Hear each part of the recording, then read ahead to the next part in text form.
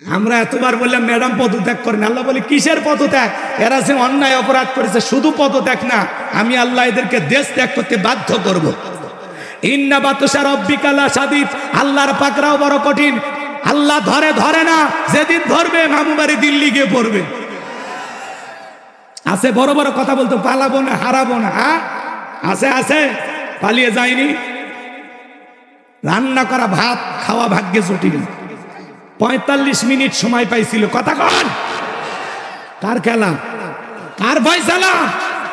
আলেমদেরকে বিগত সরকারের পতন হওয়ার পিছনে একমাত্র কারণ নিরীহ আলেমদেরকে, নিরীহ মাদ্রাসার ছাত্রদেরকে হত্যা করা, তাদেরকে লাঞ্ছিত করা। আলেমদেরকে লাঞ্ছিত করেছিল যারা, আজকে পুরো পৃথিবীর সামনে লাঞ্ছিত তারা। প্রধানমন্ত্রীর থেকে শুরু করে এমপি মন্ত্রী, আমলা কামলা, নায়ক গায়ক, শিক্ষক বলেন, এমনকি ইউনিয়ন পর্যায়ের নেতা কর্মী পর্যন্ত পালিয়ে গেছে, মসজিদের হুজুরও পালিয়ে গেছে। ক্ষমতা পাইলেই লাভ দেওয়া যাবে না। এই দুনিয়ার জমিনে যারা ক্ষমতা পাওয়ার পরে ন্যায় বিচার কায়েম করে, আল্লাহর বিধানকে প্রতিষ্ঠিত করে, মানবতার কল্যাণে, ইসলামের কল্যাণে কাজ করে, মানুষ তাদেরকে সম্মান দেয়, সম্মানের সহিত তাদের নাম উচ্চারণ করে। কিন্তু যারা ক্ষমতাকে বাপদাদার পৈতৃক সম্পত্তি মনে করে, যা ইচ্ছা তাই করে, ক্ষমতায় টিকে থাকার জন্য হাজার হাজার মানুষের রক্ত নিয়ে খেলা করে, জুলুম করে, অত্যাচার করে, নিরপরাধ মানুষকে পাখির মতো হত্যা করে বিদায় করে, ওই সমস্ত জালেমদেরকে ক্ষমতার চেয়ার থেকে নামায় দেন তিনি কে? ইতিহাসের কালো পাতায় তাদের নাম লেখা থাকে, মানুষ ঘৃণা নিয়ে তাদের নাম উচ্চারণ করে। কথা বলেন না কেন? আমার ভাইয়েরা মন খারাপ করবেন না। তাহলে বলেন তো বাজান, ক্ষমতার চেয়ারে বসানোর মালিক কে? কেড়ে নেবার মালিক কে? অতুইজ্জু মান তাশা ওয়া তুযিল্লু মান তাশা, সম্মান দেওয়ার মালিক কে? লাঞ্ছিত করার মালিক কে? বিয়াদিকাল খায়র, সকল কল্যাণের চাবিকাঠি আমার আল্লাহর হাতে। ইন্নাকা আলা কুল্লি শাইইন কাদির, তিনি হলেন সব বিষয়ের উপরে ক্ষমতাবান। সুবহানাল্লাহ বলবেন না? আল্লাহ যে সবচাইতে বড় ক্ষমতাধর, এটা জানার পরে গোলাম হিসাবে আমরা খুশি না বেজা? আমরা এমন এক মালিকের গোলামি করি, যেই মালিক হলো সবার উপরে ক্ষমতাবান, তার চাইতে বড় আর কেউ নাই। তাহলে চিৎকার মেরে বলেন, ক্ষমতার একমাত্র মালিক। আর একটু জোরে বলেন আল্লাহু আকবার। এইবার শোনেন, পুরো পৃথিবীর ক্ষমতা আল্লাহ 4 জন মানুষকে দিয়েছে। জোরে বলেন কয়জন? আরো জোরে। জোরে হলো না, একটু জোরে বলবেন। মিছিল করার অভ্যাস করেন। একটু কমাইতে বলছি না ভাই, কমে না তো, দরকার একেবারে কমাই দেন। রাগ করেন নাকি আপনারা? সম্মানিত ভাইয়েরা আমার, গভীর মনোযোগ দিয়ে শুনবেন। পুরো পৃথিবীর ক্ষমতা আল্লাহ 4 জন মানুষকে দিয়েছিলেন। আরে ভাই, পুরো পৃথিবীর ক্ষমতা তো দূরের কথা, ছোটখাটো বাতি নেতার গরম এলাকায় থাকা যায় না। কয় তুমি আমারে চেনো? আমি অমুক নেতার আপন খালাতো বোন, তার ছোট মেয়ে বিয়ে করেছি, কি হাইব্রিড পরিচয় আছে না নাই? আমরা বলবো ভাই বেশি বাড়াবাড়ি করবেন না, অনেক মানুষকে আল্লাহ কিন্তু সাইজ করছে। বেশি লাফালাফি করবেন না। 3 বার যদি বমি হয় আর পিছনের দরজা একবার যদি আল্লাহ ঢিল করে দেয়, দাঁড়ায় থাকতে পারবেন না, সাতক্ষীরা মেডিকেল কলেজ হাসপাতালে ভর্তি হওয়া লাগবে। দুপুরবেলা স্ত্রী দেখতে গেছে সেলিমের বাপ, তোমার শরীরের কি অবস্থা? কয় মা তুমি দোয়া করো। দুপুরবেলা স্ত্রী আসার পরে বিকেল বেলা ছেলে দেখতে গেছে, আব্বা তোমার শরীরের অবস্থা কি? কয় ভাই আপনি আমার জন্য দোয়া করেন। কথা কয় নাকি? আছে না নাই? আল্লাহ যদি পাতলা পায়খানার বমি দেয়, বউ বাচ্চা চেনার টাইম দেবে না। বিদায় বেশি বাড়াবাড়ি করা ভালো না। গভীর মনোযোগ দিয়ে শোনেন। বিশ্ব নবীর জামান একটা পাতি নেতা ছিল, এর নাম ছিল মহাবীর আমর। এ ছিল গ্রতীয় লিডার, ছোটখাটো দলপতি। বিশ্ব নবী যখন হিজরত করে মদিনায় চলে গেছেন, নবী আমার মদিনায় গিয়ে কালেমার দাওয়াত দেয়, ইসলামের প্রচার প্রসার করে। মক্কার কাফিরদেরকে নিয়ে বিশ্ব নবীর কোনো মাথা ব্যথা নাই। কিন্তু মক্কার কাফেরদের ঘুম হারাম, না জানি ভাতিয়ে যা মোহাম্মদ মদিনায় যায় কি করতেছে, এই টেনশনে এরা ঘুমাইতে পারে না। এদের মধ্যে একজন অন্যতম ছিল, নাম হলো মহাবীর আমর। প্রতিমার সামনে দাঁড়াইয়া লাতুজ্জা, দেবদেবী, সরস্বতী, রাধা কৃষ্ণ, ভগবতী, এগুলো প্রতিমার সামনে দাঁড়াইয়া বলতেছে, যতক্ষণ আব্দুল্লাহর বেটা মোহাম্মদ সাল্লাল্লাহু আলাইহি সাল্লামের দেহ থেকে কাল্লা না ফেলাইতে পারবো, ততক্ষণ পর্যন্ত আমি এক ফোঁটা পানিও পান করব না। জোরে কন্যা উযুবিল্লাহ। আমার নবী কর পাকা দানে মই দিয়েছে, কথা বলেন, ওর বাড়িতে চুরি ছিনতাই করতে গেছে। আপনার আমার নবীর কি কোনো অপরাধ আছে? নবী আমার কালেমার দাওয়াত দেয়, ইসলামের প্রচার প্রসার করে, কাফের বেঈমান এটাই সহ্য করতে পারে না। এই জন্য নবীর বিরুদ্ধে তারা গভীর ষড়যন্ত্র করলো। কথা বলেন ঠিক কি না? নবীর মাথা নেওয়ার ঘোষণা করে যখন মক্কার মহাবীর আমর মদিনার পথে রওনা করলেন, আল্লাহ তাআলা এই সংবাদ বিশ্ব নবীর কানে পৌঁছায় দিলেন, নবী গো, মক্কার মহাবীর আমর আপনার মাথা নেওয়ার ঘোষণা করে রওনা করেছে। নবী আমার টেনশনে পড়ে গেলেন, কি করা যায়, কি করা যায়। আমার ভাইয়েরা, নবী আমার দুশ্চিন্তায় পড়ে গেলেন।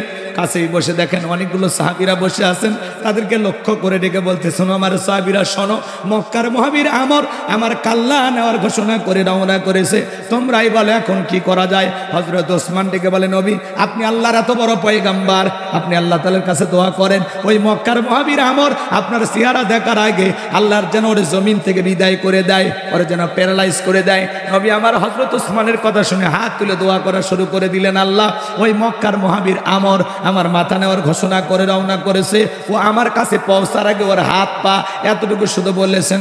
আল্লাহ ডেকে বলে, জিবরাইল আর করিস না দেরি, আমার বন্ধুকে জানায় দাও তাড়াতাড়ি, আমি আল্লাহ তাআলা শুধুমাত্র দুই হাত দোয়া করার জন্য দেই নাই, মাঝে মাঝে জালেম আর বেঈমানদেরকে সাইজ করার জন্য ওই দুই হাতে লাঠিও তুলে নেওয়া লাগবে। জিবরাইল এসে বলে, নবী দোয়া কবুল হবে না, হাত নামান। বিশ্ব নবী তখন হাত মুখে না লাগায় হাঁটুর উপরে রাখায় দিলেন। আপনারা বলেন তো বাজান, সব জায়গায় কি দোয়া দিয়ে কাজ হয়? এই গ্রামের নাম কি বলেন? কুমিরা।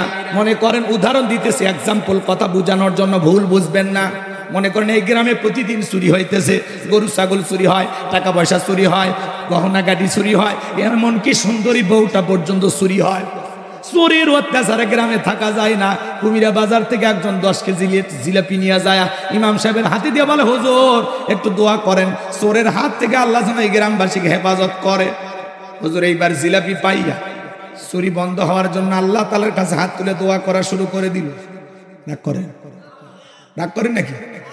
এইবার চুরি বন্ধ করার জন্য হুজুর হাত তুলে দোয়া করা শুরু করে দিল, আল্লাহ চোরের হাত থেকে এই কুমিরার মানুষকে তুমি হেফাজত করো।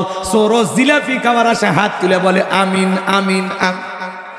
হুজুর যদি ওই জায়গায় দোয়া না করে বলতো, এ কুমিরার যুবকেরা, এই গ্রামে ঢোকার 4টা রাস্তা আছে, এই 4 রাস্তার মোড়ে মোড়ে মাগরিব থেকে ফজর পর্যন্ত বাংলার লাঠি নিয়া 4 জন করে যুবক মোড়ে মোড়ে দাঁড়ায় থাকবা, চোরকে দেখা মাত্রই ওই লাঠি দিয়া মন পিটাইবা, যাতে 6 মাসে মাজা সোজা না করতে পারে। তাহলে বলেন তো বাজান, চোরকে হাত তুলে আমিন কইতো নাকি তওবা করে ভালো হয়ে যেত? চুরি বন্ধ করতে হলে লাগবে কার আইন? দোয়া দিয়ে কাজ হবে? জোরে বলে, লাগবে কার আইন? আল্লাহ 1500 বছর আগে আইন দিয়েছেন, ওয়াসসারিকু ওয়াসসারিকাতু ফাকতুউ আইদিয়াহুমা জাযাআম বিমা কাসাবা নাকালাম মিনাল্লাহ। সূরা মাইদার 38 নম্বর আয়াতে আল্লাহ 1500 বছর আগে আইন দিয়েছেন, চোর পুরুষ হোক আর নারী হোক, আল্লাহর বিধান, আল্লাহর ফয়সালা। চুরি করেছে অপরাধ যদি প্রমাণিত হয়, চোরের ডান হাতের কবজি কেটে দাও। একটা চোরের হাত কেটে সোশ্যাল মিডিয়াতে ভালো করে যদি আমরা প্রচার করতে পারতাম যে বাংলাদেশের পার্লামেন্টে আইন চালু হয়ে গেল, চোর যদি চুরি করে ধরা পড়লে তার হাত কেটে দেওয়া হবে। এ বাজানগো আমার, একটা চোরের হাত কেটে মিডিয়াতে প্রচার করলে বাংলাদেশের সমস্ত চোরেরা তওবা করে আল্লাহর ওলি হয়ে যেত। কথা বলেন ঠিক কিনা? কিন্তু কে শোনে কার কথা? আজও গেল না মনের ব্যথা। এখন উচিত কথা যদি কই, পিঠের ওপর দিয়া যাবি মই। এই আনন্দে কিছু লোক কিনে খাবে বগুড়ার স্পেশাল দই। যত 10 নন্দ ঘোষ, 70টা বললে 10 করলে অন্যায়ের প্রতিবাদ। নামটা হবে তোমার মৌলবাদ, নামটা হবে তোমার জঙ্গিবাদ। আল্লাহর আইন চালু করতে চাই না, ওরা বলে 1500 বছরের আইন, এগুলো ব্যাকডেট, এগুলো চলবে না। আমরা বলতেছি ব্যাকডেট না আপডেট, খালি একটা টেস্ট করে দেখো। টেস্ট কথা কয় না। মনে রাখবেন, লন্ডন আমেরিকার তৈরি আইন আর ভারতের পানি পড়া দিয়া মানুষের তৈরি করা নিয়ম নীতি দিয়া কোশ্চিন কালেও বাংলাদেশের 1 ইঞ্চি মাটিতেও শান্তি প্রতিষ্ঠিত করতে পারবেন না। এই দেশে চুরি দুর্নীতি টেন্ডারবাজি খুন ধর্ষণ চাঁদাবাজি বন্ধ হবে সেই দিন, আল্লাহর কোরআন দিয়া জমিনটা চলবে সেই দিন। একটা চোরের খালি বিচার করে দেখেন, এমন সরকার আপনিও টেস্ট করে দেখতে পারেন। কথা কয় না, রাগ করেন? হ্যাঁ, আজকে পথে ঘাটে ধর্ষণ কত ধরনের। একটা ধর্ষণকারী জেনাকারী নারী পুরুষকে আল্লাহর বিধান অনুযায়ী পাথর মেরে সংজ্ঞাসার করে দুনিয়ার জমিন থেকে বিদায় করে দেন। ধর্ষণ করা দূরের কথা, ইফতিজিং করা দূরের কথা, যুবকদের স্বপ্ন দোষ বন্ধ হয়ে যায়। কিন্তু কে শোনে কার কথা? সরিষায় তো ভূত। নেতা আল্লাহর আইন যে চালু করবে, ও চিন্তা করে আমি এই হাত দিয়ে যে পরিমাণে দুর্নীতি করছি, প্রথমে তো আমার হাত কাটা যাবে। 11 লক্ষ কোটি টাকা দুর্নীতি করে বিদেশে পাচার করেছে। এ কথা বল নাকি আপনারা? এত পরিমাণে দুর্নীতি করছে ভাই, তা হিসাব সারা। প্রধানমন্ত্রী থেকে শুরু করে চৌকিদার দাফাদার পর্যন্ত দুর্নীতি করে গেছে। প্রধানমন্ত্রী বলে আমি ছেলে মেয়ের জন্য কিচ্ছু করিনি। কিছু করেননি? হ্যাঁ, আপনার বাড়ির পিয়ন 400 কোটি টাকার মালিক। জনগণ বোঝে না যে চাকর চাকরানি যদি অবস্থা হয়, মালিকের কি অবস্থা। আমরা এতবার বললাম ম্যাডাম পদত্যাগ করেন, আল্লাহ বলে কিসের পদত্যাগ? এরা যে অন্যায় অপরাধ করেছে, শুধু পদত্যাগ না, আমি আল্লাহ এদেরকে দেশ ত্যাগ করতে বাধ্য করব। ইন্না বাতশা রাব্বিকা লাশাদীদ, আল্লাহর পাকড়াও বড় কঠিন। আল্লাহ ধরে না, যেদিন ধরবে মামু বাড়ি দিল্লি গিয়ে পড়বে। আছে বড় বড় কথা বলতো, পালাবো না, হারাবো না। আছে আছে, পালিয়ে যায়নি। রান্না করা ভাত খাওয়া ভাগ্যে জটিল। 45 মিনিট সময় পাইছিল। কথা কন, কার খেলা, কার ফয়সালা? আলেমদেরকে বিগত সরকারের পতন হওয়ার পিছনে একমাত্র কারণ নিরীহ আলেমদেরকে, নিরীহ মাদ্রাসার ছাত্রদেরকে হত্যা করা, তাদেরকে লাঞ্ছিত করা। আলেমদেরকে লাঞ্ছিত করেছিল যারা, আজকে পুরো পৃথিবীর সামনে লাঞ্ছিত তারা। প্রধানমন্ত্রীর থেকে শুরু করে এমপি মন্ত্রী, আমলা কামলা, নায়ক গায়ক, শিক্ষক বলেন, এমনকি ইউনিয়ন পর্যায়ের নেতা কর্মী পর্যন্ত পালিয়ে গেছে, মসজিদের হুজুরও পালিয়ে গেছে। নাকি সিটটা দখল করেন তো, দখল করেন, তাছাড়া উনি চট করে ঢুকবে। উনি মাঝে মাঝে ফোন দেয়, কল রেকর্ড ফাঁস হয়, বলে আমি দেশের কাছে আছি, চট করে ঢুকবো। ঢুকবেনই তো, বের হলেন কেন? আপনি যদি পদত্যাগ করে জেলেও যাইতেন, আপনার নেতা কর্মীও খুশি থাকতো, দেশটাও স্বাভাবিক থাকতো। কয়েক বছর পরে আপনার নেতা কর্মীর ফুলের মালা দিয়ে আপনাকে জেলখানা থেকে বের করতো। এভাবে চলে যায়, আপনি কাজটা ঠিক করেননি। আবার বলে আমি দেশে আসবো। হ্যাঁ, আমরাও বলি, মহিলা মানুষ আর কতদিন বাইরে থাকবেন? আপনি আসেন, এই দেশ আপনার বাবা, এই দেশ আপনার স্বামী। কথা ঠিক কিনা? বুবু আইবা, তুমি আইবা গো, সেই দিন আইসা বুবু ক্ষমতা পাইবা না। বুবু আইবা, তুমি আইবা গো, সেই দিন আইসা বুবু ক্ষমতা পাইবা না। খোঁজ নাই বুবু কাদের কাকার, অবস্থা খারাপ দরবেশ বাবার, হাও নাঙ্কেল এখন সামনে আসে না। খোঁজ নাই বুবু কাদের কাকার, অবস্থা খারাপ দরবেশ বাবার, হাও নাঙ্কেল এখন সামনে আসে না। নেতা কর্মী সব জেলের ভিতর, আমি আসি ডরের ওপর, কখন জানি আসে গ্রেপ্তারি পরোয়ানা। বুবু আইবা, তুমি আইবা গো, সেই দিন আইসা বুবু চেয়ার পাইবা না। ক্ষমতার চেয়ার থেকে নামা সহজ, কিন্তু এই চেয়ারে ওটা কঠিন। আর আমরা আগামীতে সিদ্ধান্ত নেব, আর যাই হোক, কোন নারীকে এই দেশের প্রধানমন্ত্রী বানাবো না। আগামীতে এই দেশের পুরুষ প্রধানমন্ত্রী কারা কারা আছেন, হাত তুলে দেখান। লিল্লাহি তাকবীর। হাত নামান। নারীদের দেখার দিন শেষ, আগামীতে পুরুষের বাংলাদেশ। মেয়ে মানুষের রাগ বেশি, জেদ বেশি, অভিমান বেশি। জানেন না, স্বামীর সাথে ঝগড়া লেগে দেখেন না কিভাবে হাড়ি বাতিল ভাঙে ফেলে দেয়, স্বামীর তুলে আসার মারে। এই জন্য মেয়ে মানুষ একবার শান্তির জায়গা পেলে জীবন চলে যাবে, জায়গা ছাড়বি না। 16 বছর লাগছে ছাড়তে। আমরা 16 বছরে কথা বলতে পারিনি, ঘর জামাইয়ের মতো ছিলাম। এই জন্য ভাই যেই দলেরই হোক একটা পুরুষ চাই গো, কথা কন। এই যে বাংলাদেশে বিপদে পড়েছিল মানুষ, যেরকম বিপদে পড়লে দোয়া ইউনুস পড়ে, লা ইলাহা ইল্লা আনতা সুবহানাকা ইন্নী কুনতু মিনাজ জালিমিন। বাংলাদেশ বিপদে পড়েছিল, ইউনুস সাহেব এসে হাল ধরছে। আমরা বলতেছি আগামীতে এরকম একটা পুরুষ দরকার, ঠিক আছে না? হ্যাঁ চলেন, বুঝে শুনে কাজ করা লাগবে বাজান। সামনের দিকে যাই, মনের মধ্যে অনেক দুঃখ জমা আছে। এই জন্য বাজান চুরি দুর্নীতি করে লুটে পুটে খায়া দেশের 12টা ভেজে দিয়েছে ওরা। 93 বিলিয়ন ডলার ঋণের বোঝা বাংলাদেশের মানুষের ঘাড়ে চাপায় দিয়ে ওরা পালিয়ে গেছে। কি কথা ভেজাল আছে? আমার কথা শুনে কি আপনারা রাগ করেন? আমার ভাইলা, তাহলে চুরি বন্ধ করতে হলে লাগবে কার আইন? আরো জোরে বলেন। আল্লাহর আইন একবার চালু করে দেন, দেন না ভাই। দেখেন চুরি বন্ধ হবে না মানে? আজকে চোর সিসি ক্যামেরা লাগানো আছে, তারপরে চুরি করে পারলে তখন ও সিসি ক্যামেরা ভিডিও হচ্ছে, ওই সিসি ক্যামেরাও চুরি করে নিয়ে যায়। চুরি বন্ধ হচ্ছে না। মসজিদের জুতার থেকে শুরু করে সব চুরি হয়। কি চুরি হয়নি কোন? আপনার বইয়ের 3 পিস বাইরে রাখেন তো, ওটা চুরি হয়।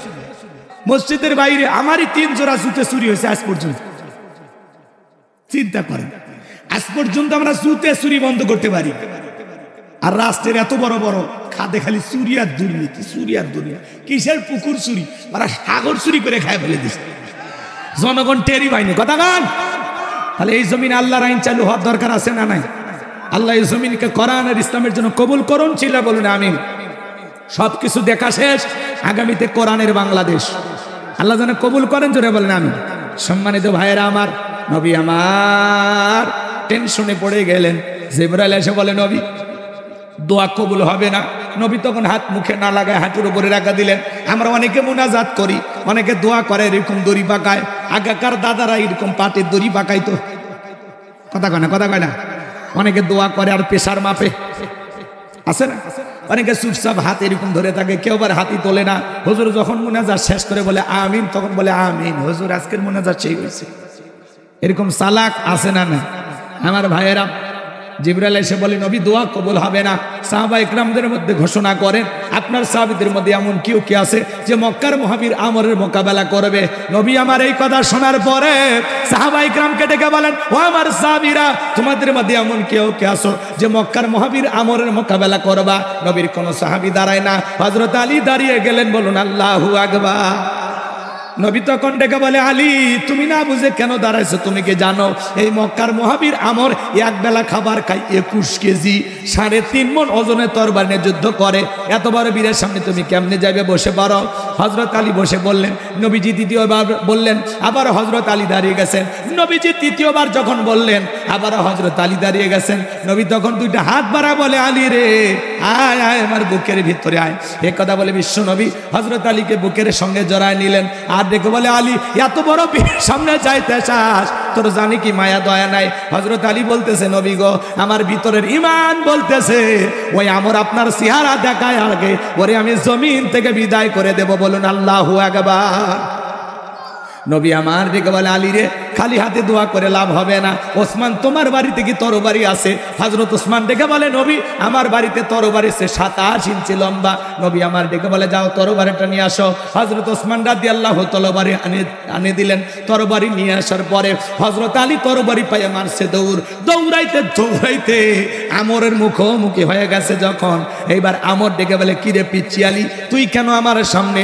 হযরত আলী বলতেছে, পিচ্চি না কি পরে বুঝাইতেছি, আল্লাহু আকবার বলেন। কথা আছে ছোট মরিচের ঝাল বেশি। এইবার হযরত আলী দাগ টানতেছেন। দাগ টানা বোঝেন তো বাজান? একটা দোয়া পরে দাগ টানতেছেন। এই দোয়া পরে বাড়ির চতুর্দিকে ফু দিতে পারলে বড় বড় দুর্ঘটনার হাত থেকে আল্লাহ আপনার পরিবারকে হেফাজত করবেন। বলেন আল্লাহু আকবার। হযরত আলী এবার দাগ টানতেছেন। দাগ টানা বোঝেন না? দাগটা টানার পরে তরবারিটা উঁচু করে বলতেছে, এই কাফেরের বেটা আমর, তোর সাহস থাকে দাগটা পার হয়া নবীজির কাল্লা নিতে যায়। আয় আয় খেলা হবে, আয়। আল্লাহু আকবার বলেন। হযরত আলী যে কায়দায় ধমক দিয়েছে, ওর ভিতরে 19-20 শুরু হয়ে গেছে। কথা বল, ওর ভিতরে কম্পন সৃষ্টি হয়ে গেছে। বাড়িতে ঢুকছে চোর, বাড়িওয়ালা ল্যাংরা, 2টা পাই নাই, কিন্তু টের পায়ে যদি খালি মুখটা দিয়ে আওয়াজ দেয়, কে রে, চোর থাকবি না, ভাগে দৌড় মারবি। একটা আওয়াজে অনেক কিছু ঘটে। মুসলমান যদি একবার খালি নারাই তাকবীর আল্লাহু আকবার দিয়ে ময়দানে নামে, বাতিলেরা লঙ্গি পরার টাইম পাবি না। লিল্লাহি তাকবীর, এই আওয়াজ অনেক বড় হাতিয়ার, আপনি জানেন। খালি আওয়াজ দেন, বাতিলের এমনি ভয় পাবে। কি পারবেন না? রেডি আছেন? আমার ভাইরা চলেন সামনের দিকে যায়। হযরত আলী আর আমার বাজা বাজা ভাব, পুরো ঘটনাটাই কি বলবো আপনারা শুনবেন। হযরত আলী এবার আমরের সাথে কিভাবে লড়াই করে শুনবেন না? কারা কারা একটু হাত তোলেন তো বাজা। লিল্লাহি তাকবীর। আল্লাহ রাব্বুল আলামিন বলেন, তাবারাকাল্লাযী বিয়াদিহিল মুলকু ওয়া হুয়া আলা কুল্লি শাইইন কাদির। মহামান্বিত সেই সত্তা যার হাতে সর্বময় কর্তৃত্ব, রাজত্ব পাওয়ার ক্ষমতা, তিনি হলেন সব বিষয়ের উপরে ক্ষমতাবান। বলেন আল্লাহু আকবার। তাহলে পুরো পৃথিবীর ক্ষমতা আল্লাহ চারজনকে দিয়েছিলেন। হে বাজান গো আমার, এর মধ্যে দুইজন ইমানদার আর দুইজন হলো কাফের। ইমানদার দুইজনের একজনের নাম হলো নবী সুলাইমান। সুবহানাল্লাহ বলেন।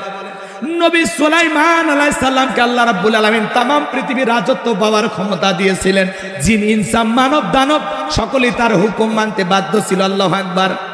নবী সুলাইমান আলাইহিস সালামকে আল্লাহ পাক এমন একটা তক্তের সিংহাসন দিয়েছিলেন, আমার ভাইয়েরা, বাতাসকে অর্ডার করা মাত্রই যেখানে ইচ্ছা পয়গম্বর সেখানে বাতাস এই সিংহাসন উড়িয়ে নিয়ে যাইতো। বলুন সুবহানাল্লাহ। এখনো জাহাজে গাড়ি হাওয়াই চলে, ওগো কলেরই বিধান। একদিন বিনা কলে হাওয়ায় চলতো নবী সুলাইমান, মোরা সেই মুসলমান। আল্লাহু আকবার। নবী সুলাইমানের রাজত্বের কাহিনী বা ঘটনা যদি আমি বলতে চাই, 2-3 ঘন্টা সময় লেগে যাবে। ওই দিকে আমার যাওয়ার সুযোগ নাই। আমার একটা মূল টার্গেট আছে, সেই জায়গায় আমাকে যেতে হবে। রাগ করেন? তাহলে 1 নাম্বার, নবী সুলাইমান আলাইহিস সালামকে আল্লাহ পাক পুরো পৃথিবীর রাজত্ব পাওয়ার ক্ষমতা দিয়েছিলেন। 2 নাম্বার, বাদশা জুলকারনাইনকে আল্লাহ পাক পুরো পৃথিবীর রাজত্ব পাওয়ার ক্ষমতা দিয়েছিলেন। সূর্য উদয় হইতে সূর্য অস্তগামী পর্যন্ত, পূর্ব থেকে পশ্চিম পর্যন্ত পুরোটা পৃথিবীর ক্ষমতা আল্লাহ বাদশা জুলকারনাইনকে দিয়েছিল। এই বাদশা জুলকারনাইনকে আল্লাহ পাক পৃথিবীর ভূখণ্ডে 1 নয় 2 নয় 1600 বছর হায়াত দিয়েছিলেন। বলুন সুবহানাল্লাহ। 1600 বছর পাওয়ার রাজত্ব ক্ষমতা পাওয়ার পরে বাদশা জুলকারনাইন কখনো মানুষের প্রতি জুলুম করে নাই। সারাটা জীবন মানবতার কল্যাণে, ইসলামের কল্যাণে, আল্লাহর ভালোবাসায় কাটিয়ে দিয়েছেন। বলেন আল্লাহু আকবার। ইয়াজুজ মাজুজের জন্য যে বিশাল প্রাচীর নির্মাণ করে দিয়েছিলেন যেই বাদশা, কথা বোঝেন নাই, সেই বাদশার নাম বাদশা জুলকারনাইন। ওইদিকে ঘটনাগুলো বলতে গেলে লম্বা হবে, লম্বা করার সুযোগ নাই। তাহলে 2 জন ইমানদার বাদশাকে আল্লাহ পুরো পৃথিবীর ক্ষমতা দিয়েছিলেন। 1 নাম্বার নবী সুলাইমান আর 2 নাম্বার বাদশা জুলকারনাইন। আর 2 জন কাফিরকে আল্লাহ পাক পুরো পৃথিবীর রাজত্ব পাওয়ার ক্ষমতা দিয়েছিলেন। এর মধ্যে একজন জালেম বাদশা, যার নাম ছিল বাদশা বখতে নাসর। কি নাম? এই বাদশা বখতে নাসরের জামানায় আল্লাহ পাক তার একজন পয়গম্বর পাঠিয়েছিলেন। সেই নবীর নাম হলো দানিয়াল। আল্লাহ নবী দানিয়াল আলাইহিস সালাম তার উম্মতদেরকে ডেকে বলেন, ইয়া বানি ইসরাঈল আযকুরু নি'মাতি আল্লাতী আন'আমতু আলাইকুম ওয়া আন্নী ফাদ্দালতুকুম আলাল আলামিন। আল্লাহ নবী দানিয়াল আলাইহিস সালাম ডেকে বলে, ও বনি ইসরাঈল উম্মতেরা, দাম্ভিকতা করো না, অহংকার করো না। তোমাদের বাপ দাদা কৃতদাস ছিল, মানুষের বাড়িতে গোলামের কাজ করতো, দাসত্বের জিন্দেগি ছিল। সেই দাসত্বের জিন্দেগি থেকে আল্লাহ তাআলা তোমাদেরকে মুক্ত করেছেন, স্বাধীন করেছেন। বিদায় আল্লাহ তাআলার কৃতজ্ঞতা আদায় করো, আল্লাহ তাআলার নিয়ামতের শুকরিয়া আদায় করো। তিনি তো প্রশংসার একমাত্র মালিক। এখনো সময় আছে, তোমরা পরিবর্তন হয়ে যাও। গাছের পূজা করো না, মাছের পূজা করো না, চন্দ্রের পূজা করো না, সূর্যের পূজা করো না, একমাত্র আল্লাহর ইবাদত করো। পয়গম্বর তাদেরকে দিনে দাওয়াত দেয়, রাতে দাওয়াত দেয়, সকালে দাওয়াত দেয়, বিকেলে দাওয়াত দেয়। পয়গাম্বারের দাওয়াত শুনে ডেকে বলে পয়গাম্বার, পুরান দিনের গল্প শোনায় লাভ নাই, বাপ দাদা কি করেছিল আমরা জানতে চাই না, আমরা তো এখন চাকর না, আমরা তো মুক্ত স্বাধীন, আমাদের টাকা পয়সা গাড়ি বাড়ি আমোদ প্রমোদ সুখ বিলাসিতার কোনো কিছুর অভাব নাই, বিদায় এক আল্লাহর ইবাদত করার সময় নাই। আল্লাহ নবী দানিয়েল সালাম সুন্দর করে দাওয়াত দেন, কোনো মতেই যখন তারা দাওয়াত গ্রহণ করে না, লম্বা ইতিহাস লম্বা ঘটনা সংক্ষিপ্ত করে বলে দিয়ে যায়। আল্লাহ নবী দানিয়েল তখন ডেকে বলে, আমার বনী ইসরাঈল উম্মতেরা শোনো, কোন জাতির মানুষ যদি দাম্ভিকতা করে, অহংকার করে, আল্লাহ তাআলা তখন ওই কওমের উপরে, ওই জাতির উপরে দুই ধরনের আযাব আর গজব পাঠায়। এক নাম্বার হলো আসমান জমিনের গজব দিয়ে, আযাব দিয়ে আল্লাহ ওদেরকে ধ্বংস করে দেয়, আর না হয় তাদের ভাগ্যে জালেম শাসক পাঠায়া দেয়। দেশের এদিক খেয়াল করে, দেশের জনগণ হবে যেমন, নেতাও হবে তেমন। আপনি যতদিন ভালো না হতে পারবেন ততদিন ভালো নেতা আশা করে কোনো লাভ নাই। কথা কন, আপনি এক নাম্বার নেতা এক নাম্বার, আপনি দুই নাম্বার নেতাও দুই নাম্বার, আপনি সিটার নেতা হবে বিশ্ব সিটার। সামনে যাই, দেখেন আজ কি হয়। কি কুয়াশায় কিছু দেখা যাচ্ছে না, ভয় পাচ্ছেন নাকি? আজকে তো অন্যরকম একটা মাঠ, এর মধ্যে অনেকে আবার ওঠা বসাও করতে পারে, দেখাতে যায় না।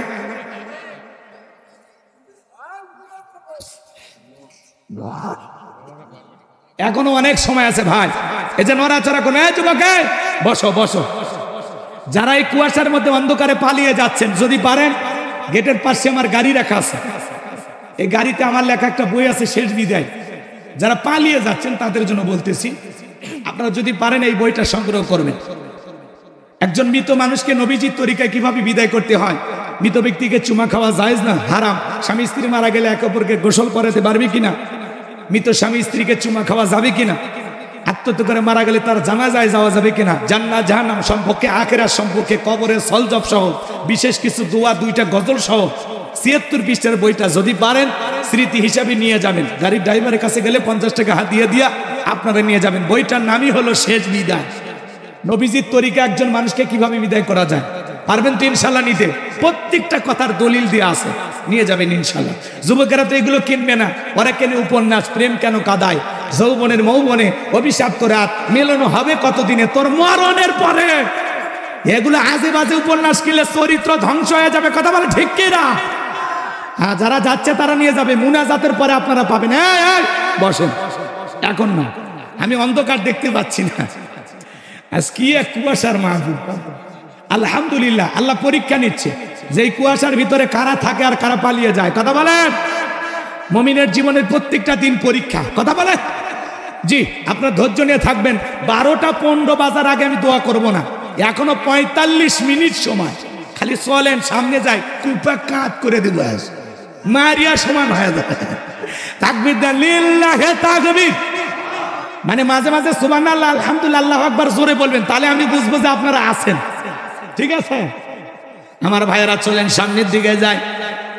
যে কথা বলতে চাচ্ছিলাম, আল্লাহর নবী দানিয়েল সালামের কথা তারা ডিনাই করলো, পয়গম্বরের কথা তাদের পছন্দ হলো না। আল্লাহ পাক তখন ওই বনী ইসরাঈল উম্মতের উপরে, এই ঠেটা জাতির উপরে বাদশা বখতিয়ানাসরকে বাধা দিল। জালেম বাদশা বখতিয়ানাসর ক্ষমতার চেয়ারে বসার পরে হাজার হাজার মানুষকে গ্রেফতার করতে লাগলেন। শুধু তাই নয়, আল্লাহর নবী দানিয়েল সালাম সহ তার 70,000 উম্মতকে জেলখানায় বন্দী করলেন। আল্লাহর নবী দানিয়েল জেলখানায়, কোন জায়গায়? এটা জোরে বলেন না। নবী যদি জেলখানায় যায়, আজকে যারা নায়েবে রাসূলের ভূমিকা পালন করবে, মাঝে মাঝে তাদেরকেও জেলখানায় যাওয়া লাগবে।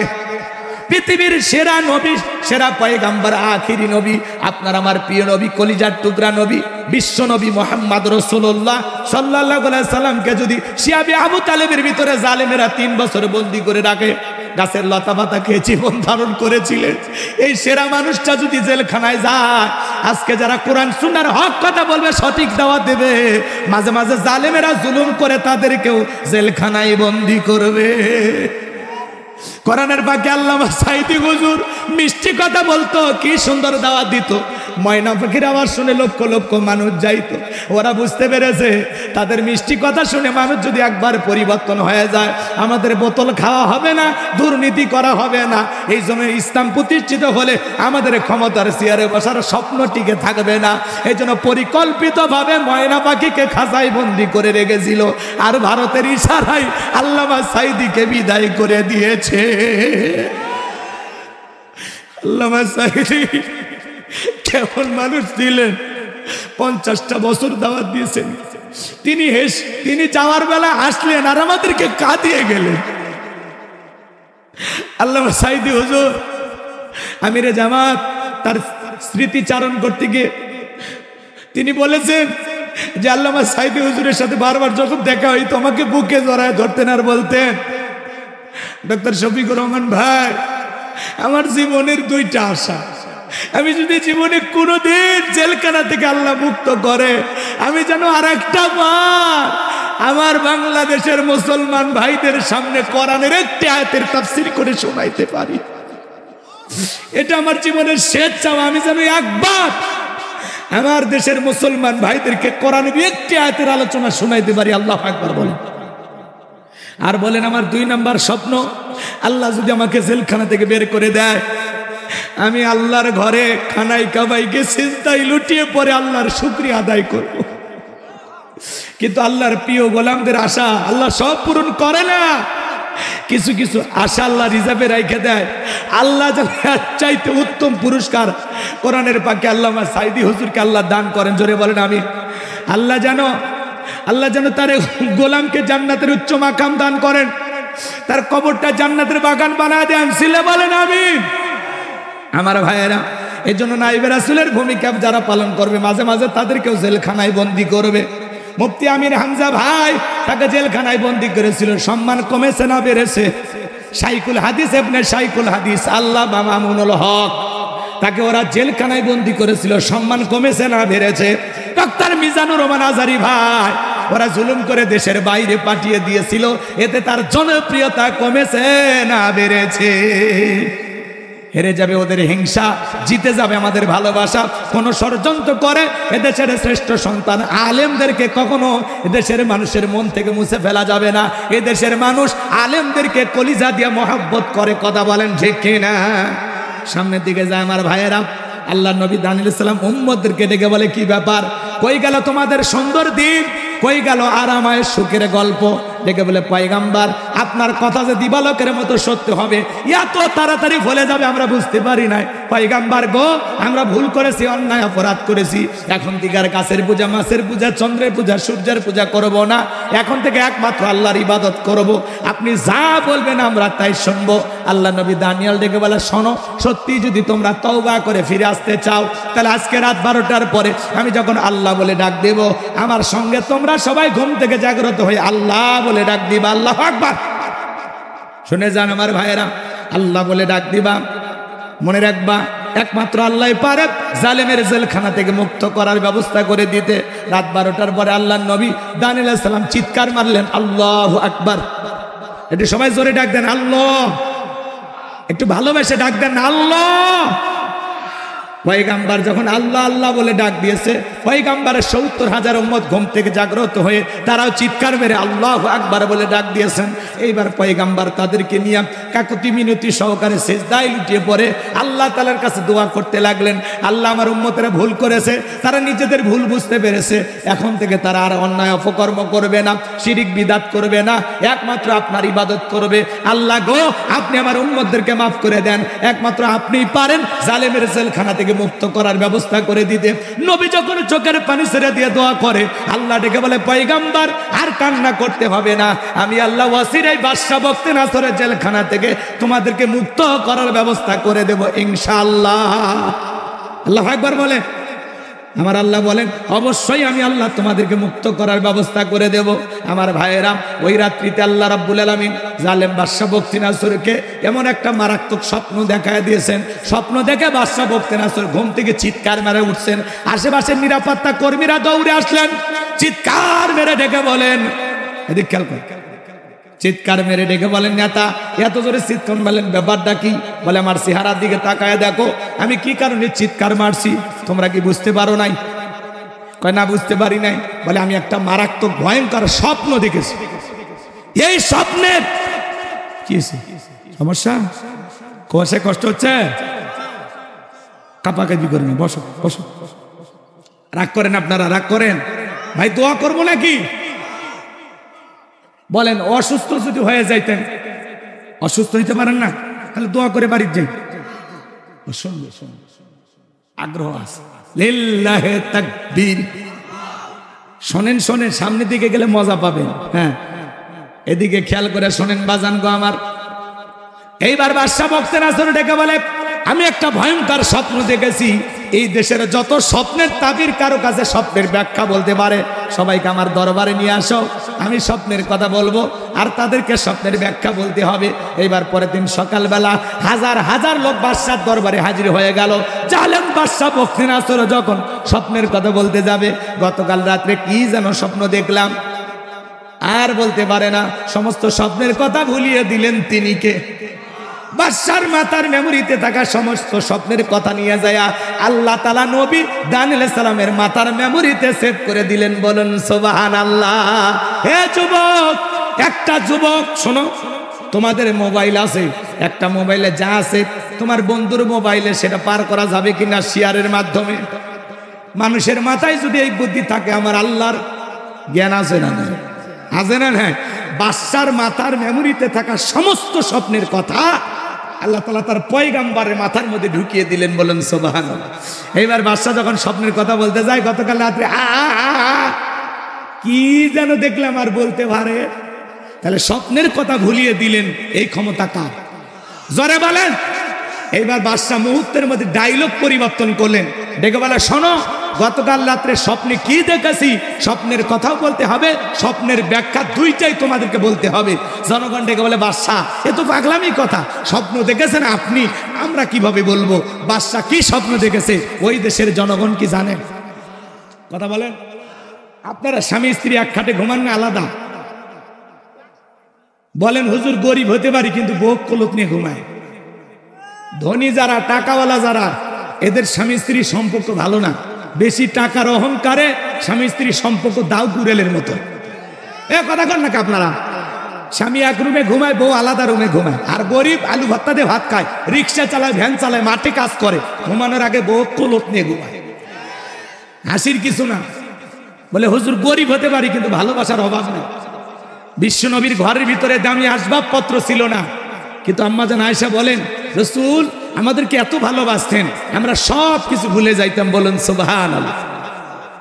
ঘরটা যেন শান্তির বাগান ছিল। সুবহানাল্লাহ বলবেন না? রাসূলের ঘরে কেমন শান্তি ছিল আমি বলবো? একটু অপেক্ষা করেন, মহিলাদের ওয়াজ যদি পারি, সুযোগ পাই, সেদিকে যা বলে দেবো। এদিকে খেয়াল করেন, খেয়াল করেন। আপনার বউ আপনাকে বাদ দিয়ে স্বপ্নে যদি আর একটা ছেলের হাত ধরে সাতক্ষীরা শহরে ঘোরে, আপনারা কি করবেন? মারবেন? একজন পাই সেই পিটাবো। মানে আপনি মানে বউ পিটান মাঝে মাঝে নাকি? বউ পিটানো যাবে না, বউ ভালোবাসার জিনিস। আজ যে শীত পড়ছে, আমি আপনাদেরকে অনুরোধ করে বলে যাই, শোনেন, দুইটা মাসে বউয়ের সাথে ঝগড়া করবেন, একটা পৌষ মাস আর একটা মাঘ মাস। এই 2 মাসে যদি বউয়ের সাথে ঝগড়া করেন, আর যে শীত পড়ছে, রাতের বেলা যদি কম্বলের ভিতর ল্যাপের ভিতরে না নেয়, তো অবস্থা খুবই খারাপ। কথা কয় না? এজন্য সাবধান, এই 2 মাস বউয়ের সাথে ঝগড়া করা যাবে না। শোনেন শোনেন, আপনার বউ স্বপ্নে কি দেখে আপনি জানেন না, আবার আপনি আপনার বউকে বাদ দিয়ে আর একটা মেয়ের হাত ধরিয়া, ওই যে কি পুকুর আছে আপনাদের, এটা কার যেন বাগান আছে, মিন্টুর বাগান নাকি? হ্যাঁ, মন্টু মিয়ার বাগান। ওই সাথে গল্প করতেছেন, আপনার বউ যদি টিয়ার পাইতো কি করতো? ঝাঁটা দিয়ে পিটায় খাট থেকে নামাই দিত। কিন্তু স্বামী কি স্বপ্নে দেখে বউ জানে না, বউ কি স্বপ্নে দেখে স্বামী জানে না। স্বপ্ন যার, চিন্তা ভাবনাও থাকে তার। শোনেন শোনেন, মাঝে মাঝে স্বপ্নে দেখি সাপ তারা করছে, ঘুমোর থেকে উঠে দেখি সাপ নাই, ঠিক না ভাই? মাঝে মাঝে স্বপ্নে দেখি ঘর বাড়ি আগুন লেগে পুড়ে গেছে, ঘুমোর থেকে উঠে দেখি না সব ঠিকই আছে। মাঝে মাঝে স্বপ্নে দেখি আমি নিজেই মারা গেছি, বউ বাচ্চা কান্নাকাটি শুরু করছে, ঘুমোর থেকে উঠে দেখি না বেঁচে আছে। কি ভাই, মাঝে মাঝে স্বপ্নে মারা যাননি 2-1 বার? কথা কয় না, কথা কয় না। স্বপ্ন তো স্বপ্নই, যুবকেরা কিন্তু স্বপ্ন দেখে, দেখে না? যে যুবকেরা বিয়ে করেনি নায়িকাদের ছবি দিয়ে পুরো ঘর সাজানো, বলিউড হলিউড টালিউড ঢালিউড যা আছে সব নায়িকাদের ছবি, কথা কয় না? প্রত্যেকটা রুমে রুমে নায়িকাদের ছবি। ঘুমানোর আগে একবার ছবি দেখা নফল মনে করে, নায়িকাদের চেহারার দিকে তাকানো কি মনে করে? নফল, এটা মনে করে। তাকায় থাকে আর বলে আহারে এরকম বউ যদি ভাইতাম জীবনটা ধন্য হয়ে যাইত, কথা কয় না? এক যুবক দেখলেন না রাস্তার মধ্যে সিনেমার পোস্টার, নায়িকের ছবি আছে, এদিক ওদিক তাকায়ও নায়িকের ছবি চুমা খাচ্ছে। কি বলা মানে এখন ভাই বের হয়েছে আচ্ছা, এই পাগলদেরকে বুঝাবেন কি দিয়ে? এদিক খেয়াল করে, যুবক এইবার নায়িকের ছবি দেখে ঘুমাইছে, ঘুমের ঘরে দেখবে নায়িকের বুকের উপর। এই যে স্বপ্ন তো স্বপ্নই, কথা বলে ঠিক কিনা? এখনকার যুবকেরা আপডেট হয়ে গেছে ভাই। সেদিন এক যুবক বান্ধবীর কাছে ডাব নিয়ে যা বলতেছে, সোনা চেহারা খারাপ হয়ে গেছে, ডাবটা খাও তো, তোমার চেহারা দেখে আমার ভালো লাগে না, তুমি খাও। মেয়েটা এবার ডাবের ভিতরে পাইপ লাগায় খাইতেছে, ছেলে কিছুক্ষণ পরে এতিমের মতো তাকায় আছে। মেয়ে বললো কি কিছু বলবা? তো একটা আপত্তি ছিল। কি আপত্তি? বলে তুমি যদি অনুমতি দাও আমি ডাবে না তোমার মুখে পাইপ লাগায় খাবো। মেয়ে বলে তোমার জন্য এটুকু তো করতেই পারি, কথা কয় না? মেয়ে খায় ডাবে পাইপ লাগায়, আর ছেলে খায় মেয়ের মুখে পাইপ লাগায়। কি জামানা, কোথাকার পানি কোথা থেকে কি হয়, এ কথা কয় না গা? কি আছে তো করুন, বাচ্চা হারিয়ে গেছে এলে আমি পড়ে থাকলে হবে, বস কখন করবো? হারিয়ে গেছে, নাম মেরাজ, পিতা তৌহিদ, গ্রাম হলো ইসলাম কাটি। ছেলেটি স্টেজের পাশেই আছে। কই বাবা, তুমি কই? তোমার যদি বাপ মাও কেউ না পাওয়া যায়, ছেলে বাচ্চা না, আমি নিয়ে যাবো। কান্না করে না, শোনা আছে। যার বাচ্চা হারিয়ে গেছে মঞ্চে চলে আসেন। মেরাজ নামের একটা বাচ্চা পাওয়া গেছে, ইসলাম কাটি বাড়ি, চলে আসেন। বাচ্চাটাকে কই থাকে? এর মা না বাবা কে হারাইছে, ওরে নিয়ে আসবেন আমার কাছে। বেহুশে মা বাবা বাচ্চা জন্ম দিয়ে ছাড়িয়ে দেখছে, কই গেল খবর রাখে না। হালকা দিলাম যাতে এরপরে বাচ্চা যান না হারায়। পাওয়া গেছে, আর আব্বা আইছে। ওই ছেলে কার সাথে আসছে শোনেন, পাওয়া যাবে। এটা মেরাজের মাস চলতেছে না, হ্যাঁ রজব মাস, মেরাজ হাই দিছে, মেরাজ আছে আমাদের কাছে। চলেন আমার ভাইয়েরা, লম্বা করার কোনো সুযোগ নাই। হে যুবকের দল, তোমরা একটু ভালো হয়ে যাও। আজকে যুব সমাজ সবচেয়ে খারাপ হওয়ার পিছনে একমাত্র কারণ হলো যুবকদের হাতে হাতে টাচ মোবাইল। এই মোবাইলের ওজন কম, কিন্তু মোবাইলের মাধ্যমে পাপের ওজনটা কম না বেশি? ঘরে দরজা লাগাইয়া মা বাবার চোখে ফাঁকি দিয়া কম্বলের ভিতরে ঢুকে, ল্যাপের ভিতরে ঢুকে মোবাইলে অশ্লীল ভিডিও দেখে, উল্টা পাল্টা ফ্রি ফায়ার পাবজি, কথা কয় না কেন? আবার আইপিএল বিপিএল সিপিএল এ বাজি, কথা কয় না কেন? আপনাদের ছেলেরা এরকম খারাপ না। মা বাবার যখন দরজায় নক করে, এত রাতে তোর ঘরে আলো জ্বলে কেন? তখন বলে বাংলাদেশের স্বাধীনতার যুদ্ধ হয়েছে 1971 সালে, তখন পড়ার ভান করে, কথা কয়। আবার পিতা মাতা চলে যায়, আবার মোবাইলে উল্টা পাল্টা ভিডিও দেখ। এরকম যুবক আছে না নাই? হে যুবক, একা একা রুমের ভিতরে ভিডিও দেখতে পারো, কিন্তু মনে রাখবা পৃথিবীর সবার চোখকে ফাঁকি দিতে পারবা, আল্লাহর কুদরতি চোখকে ফাঁকি দেওয়া সম্ভব। এই মোবাইলের ওজন কম, কিন্তু মোবাইলের মাধ্যমে পাপের ওজন কম না বেশি? জোরে বলেন, জোরে বলেন। দেশে মোবাইল আইছে, চিঠি বন্ধ হইয়াছে, দিওয়ানা বানাইছে, পোলা মাইয়ার মনের কথা ভাসে বাতাসে। আমি কি বলবো? যুবক চলবে? এলে বলো চলবে, চলবে, চলবেই তো। আমি জানি তোমরা খুশি আছো না? দেশে মোবাইল আইছে, চিঠি বন্ধ হইয়াছে, দিওয়ানা বানাইছে, পোলা মাইয়ার মনের কথা ভাসে বাতাসে। ও দেখো পোলা পানের মন বাদা ফেসবুকে এখন, ও দেখো পোলা পানের মন বাদা ফেসবুকে এখন, মোবাইলে চ্যাটিং কইরা কাটাই সারাক্ষণ। এই মোবাইল পাইয়া দেখো মদনের মাইয়া, এই মোবাইল পাইয়া দেখো মদনের মাইয়া কি কাণ্ড ঘটাইছে, স্বামী সংসার আইখা নাকি পালাইয়া গেছে, সে যে স্বামী সংসার আইখা নাকি পালাইয়া গেছে। 2 বাচ্চার মা 4 বাচ্চার মা পরকীয়া প্রেম করে স্বামী সন্তান রাইখা আর একটা পুরুষের হাত ধরে পালিয়ে যায়। যেই নারী সন্তান রেখে স্বামী রেখে আর একটা ছেলের হাত ধরে পালিয়ে যেতে পারে, ওটা নারী না, ওটা পাষাণী ডাইনি, নারী জাতির কলঙ্ক, বিশ্বাসঘাতক নারী। কেমনে পারলি স্বামী সন্তান রাইখা? এই মহিলা কেমনে পারলি বল, কেমনে পারলি? কথা কন নাকি আপনারা? এই পরকীয়ার অভিশাপে হাজারো পরিবার জ্বলে পুড়ে শেষ, কত পুরুষের জীবন যারা কয়লা করে দিছে। পাগলিরা কয় হুজুর আমার স্বামী খারাপ। এই তোর স্বামী কি ফিরাউনের চাইতেও খারাপ? কয়টা স্বামীর সংসার করেছিস যে স্বামী খারাপ হয়ে গেল? দোষ গুণ নিয়েই মানুষ। কথা কন, স্বামীকে ভালো করো, ওয়াজ করো, ভালো ব্যবহার করো, সুন্দর ভালোবাসা দাও, এমনি স্বামী পরিবর্তন হয়। স্বামীর জন্য সাজুগুজু করে প্রত্যেক রাতে নতুন নতুন কাপড় পরে অপেক্ষায় থাকবে, দেখি তো অন্যদিকে কেমনে নজর দেয়। পাগলিরা, এরা পুরো দেশে আগুন লেগে দিছে। প্রত্যেকটা অঞ্চলে দেখেন খালি মেয়ে মানুষই। এই কোন ছেলে কোন মহিলার বাড়ি গেছে বিয়ে করার জন্য, তোরা আসিস কেন?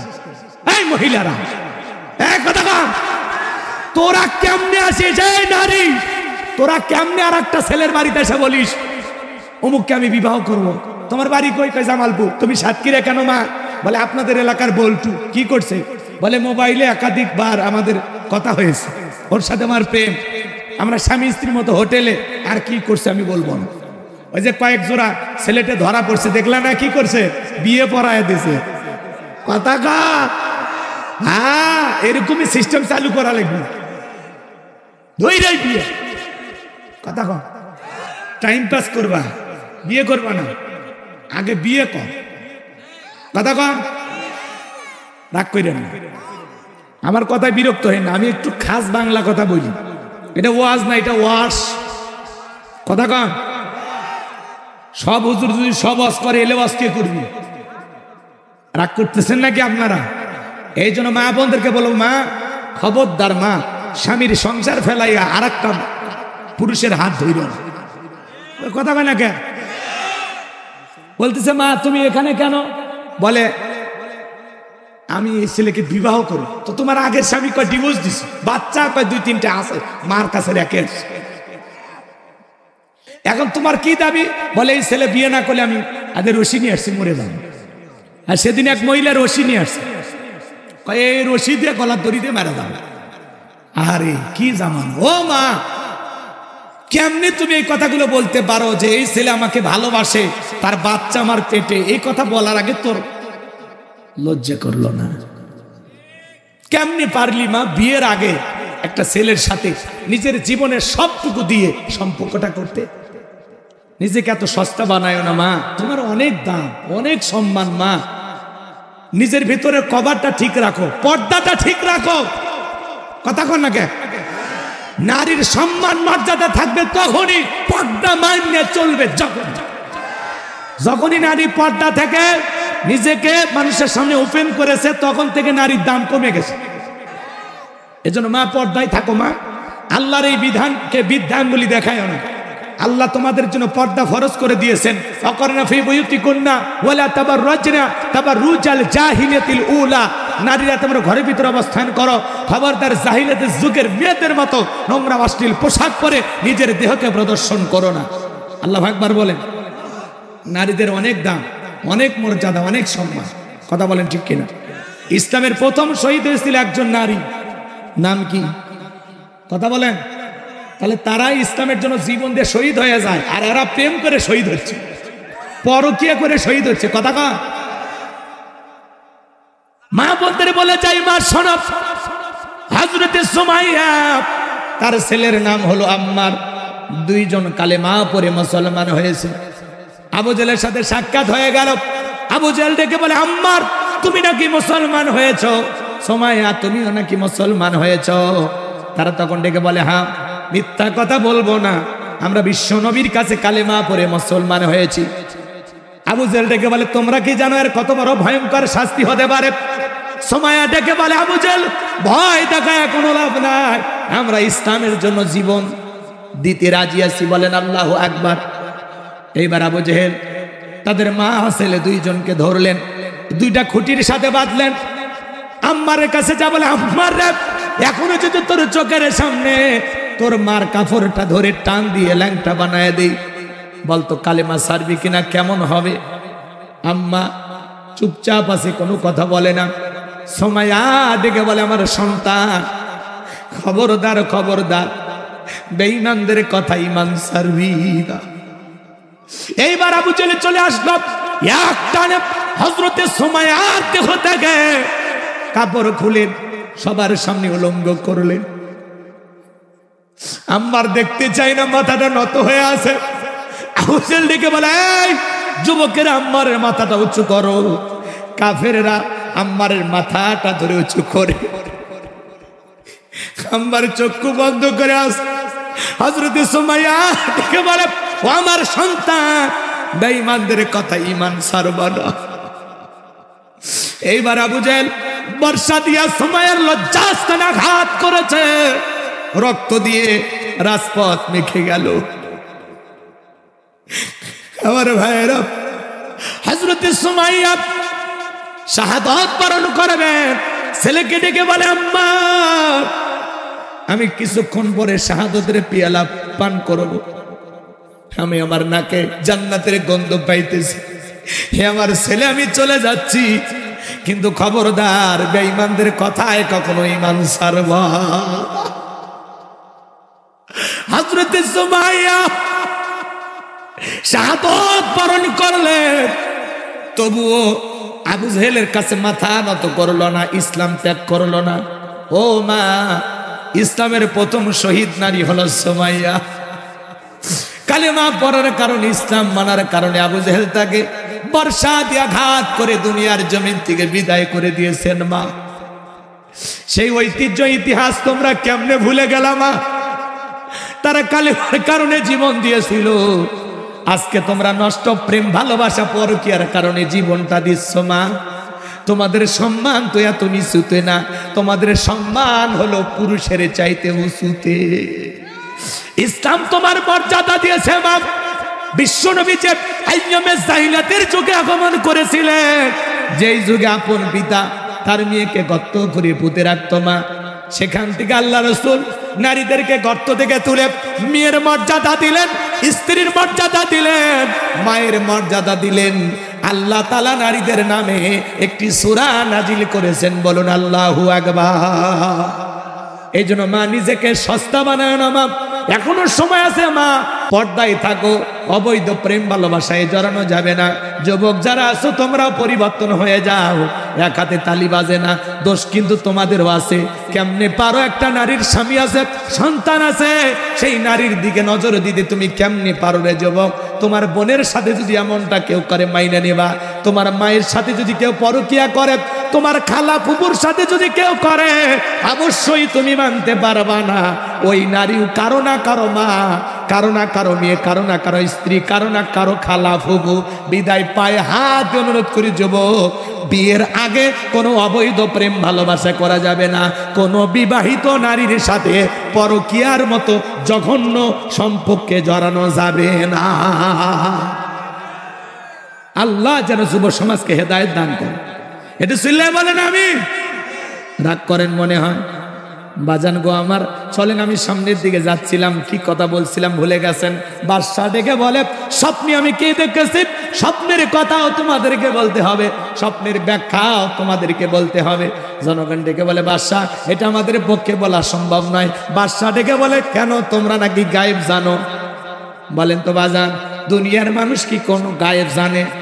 গায়েবের এলেম একমাত্র কার কাছে? আর একটু জোরে বলেন, কার কাছে? আল্লাহ সারা পৃথিবীর কেউ জানে গায়েব জানে না। নবী রাসূলেরা জানতেন ততটুকু, আল্লাহ জানায়া দিতেন যতটুকু। কথা কি বোঝেন নাই?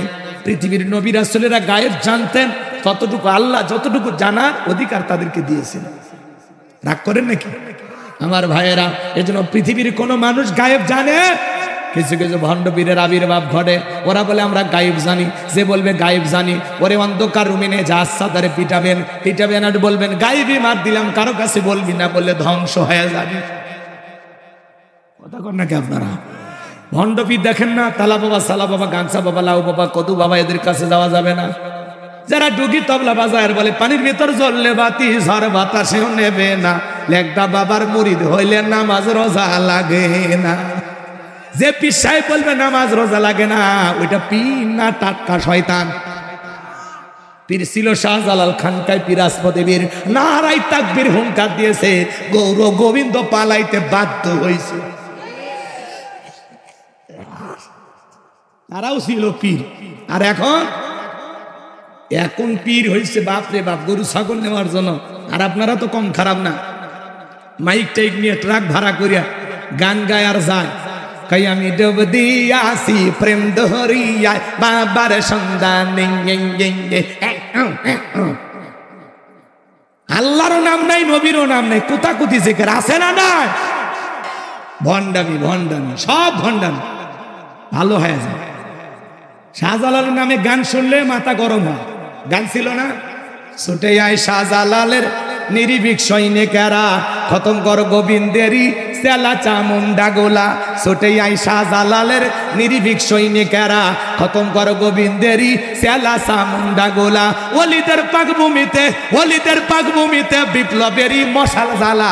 ছুটে আয় শাহজালালের নিরিবিক সৈনিকেরা, খতম কর গোবিন্দেরই সেলা চামুন্ডা গোলা। শাহজালালের স্বপ্ন ছিল আল কোরআনের জ্বলবে আলো। মারহাবা কর। শাহজালালের স্বপ্ন ছিল আল কোরআনের জ্বলবে আলো, সেই আলো জ্বালিয়ে দিতে, সেই আলো ছড়িয়ে দিতে বিপ্লবেরই মশালা জ্বালা। ছুটে আয় শাহজালালের নির্ভীক সৈনিকেরা, খতম কর গোবিন্দেরই সেলা চামুন্ডা গুলা। জোরে বলেন মারহাবা। আর এরা গাজার কলকিতে টান মারে, এমন গাজা খায়, মোজদারি লাল বানাইছে, টর্চ লাইট মেরে মুখ কই খুঁজে পাওয়া যায় না। গাঁজা খায় কলকি টান মেরে ধুয়ে ছেড়ে দেয়। রাস্তাঘাটে পুলিশও ঘোরাঘুরি করে আর বলে মনে হয় ওরসের রান্না চলছে। কথা কয় না কে? আর ওরা আবার গান বানাইছে, কয় ধরো কলকি মারো টান, গাঞ্জা বাবার আসে কান, মরিয়া গেলে সঙ্গে কিছুই যাবে না। আছে না নাই ভণ্ড? খবরদার বাজান, এই ভণ্ডদের কাছে যাওয়া যাবে না, মনে যেন থাকে। ওয়াকুনু মা'আস সাদিকিন, আল্লাহ বলে তোমরা সত্যবাদীদের সঙ্গী হও। যে পীরের পা থেকে মাথা পর্যন্ত নবীর সুন্নাত দিয়ে ঢাকা, যার চেহারার দিকে তাকালে আল্লাহর কথা স্মরণ হয়, এমন হক্কানি আল্লাহওয়ালা যেখানে আমরা আছি, আর ভণ্ড পীর যেখানে আমরা নাই, খবরদার ভালো হয়ে যা। ওদের দরবারে মহিলারা পর্যন্ত যায়, লেখা আছে পবিত্র ওরস শরীফ দোয়া মাহফিল, আর সেখানে শিল্পী যায় উদাসীন শারমিন, যায়া মাইক ধরে বলে তালা খুলা দে, বর্ষা ভাই তালা খুলা দে, রহমতেরই চাবি দিয়া তালা খুলা দে দে দে। রাত 2টার দিকে কিসের তালা খুলবে? কিসের দোকান আছে? আর এগুলো হলো বেহায়ামি, নষ্টমি, ভণ্ডামি। কথা কর। আল্লাহ যেন এই সমস্ত ভণ্ডদের ভণ্ডামি থেকে দেশের মানুষদেরকে হেফাজত করে। এটা জোরে বলেন না আমি? তাহলে খবরদার, এই ভণ্ডদের কাছে যাওয়া যাবে। আপনাদের সাতক্ষীরা অবশ্যই এগুলো চলেন, এইদিকে আছে ভণ্ডপি। কি কয়? তাহলে তো মারেই নাকি আমাকে? কি ভয় আছে? ভয় আছে? তাহলে ভণ্ডপীরের কাছে যাওয়া যাবে? তালা বাবা, সালা বাবা, গাংসা বাবা, লাউ বাবা, কদু বাবা, কাপড় পরানে নাম দিচ্ছেন ল্যাংটা বাবা, এই ভণ্ডদের কাছে যাওয়া যাবে না, মনে যেন থাকে। ইসলামে কোনো ভণ্ডপীর জায়গা, ইসলামের ভিতরে কোনো ভণ্ডামির জায়গা মনে থাকবে। এইবার বাদশা ডেকে বলে, কেন তোমরা নাকি গায়েব জানো? ডেকে বলে, বাদশা আমাদের পক্ষে স্বপ্নের ব্যাখ্যা, স্বপ্নের কথা দুইটাই বলা সম্ভব নয়। আপনি স্বপ্নের কথা বলবেন, আমরা স্বপ্নের ব্যাখ্যা বলে দেব, কিন্তু আপনি স্বপ্নে কি দেখেছেন এইটা বলার ক্ষমতা আমাদের নাই। বাদশা ডেকে বলে, 7 দিনের আলটিমেটাম দিলাম, 7 দিনের মধ্যে স্বপ্নে আমি কি দেখেছি, স্বপ্নের কথাও বলতে হবে, স্বপ্নের ব্যাখ্যাও বলতে হবে। যাও 7 দিন পরে যদি না বলতে পারো সবাইকে শুলিতে চড়াবো, ফাঁসি দিয়ে মারবো।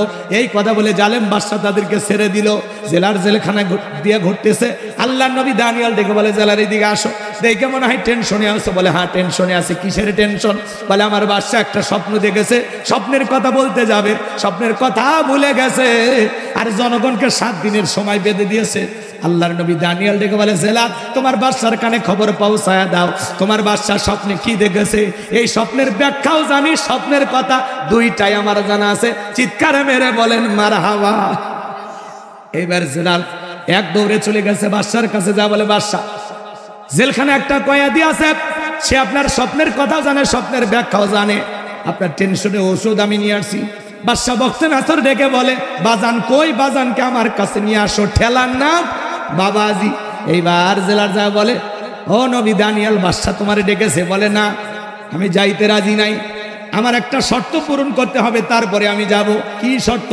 বলে আমার 70,000 উম্মতকে আগে জেলখানা থেকে বের করে দেওয়া লাগবে, সবার শেষে আমি জেলখানা থেকে বের হব। বলেন আল্লাহু আকবার।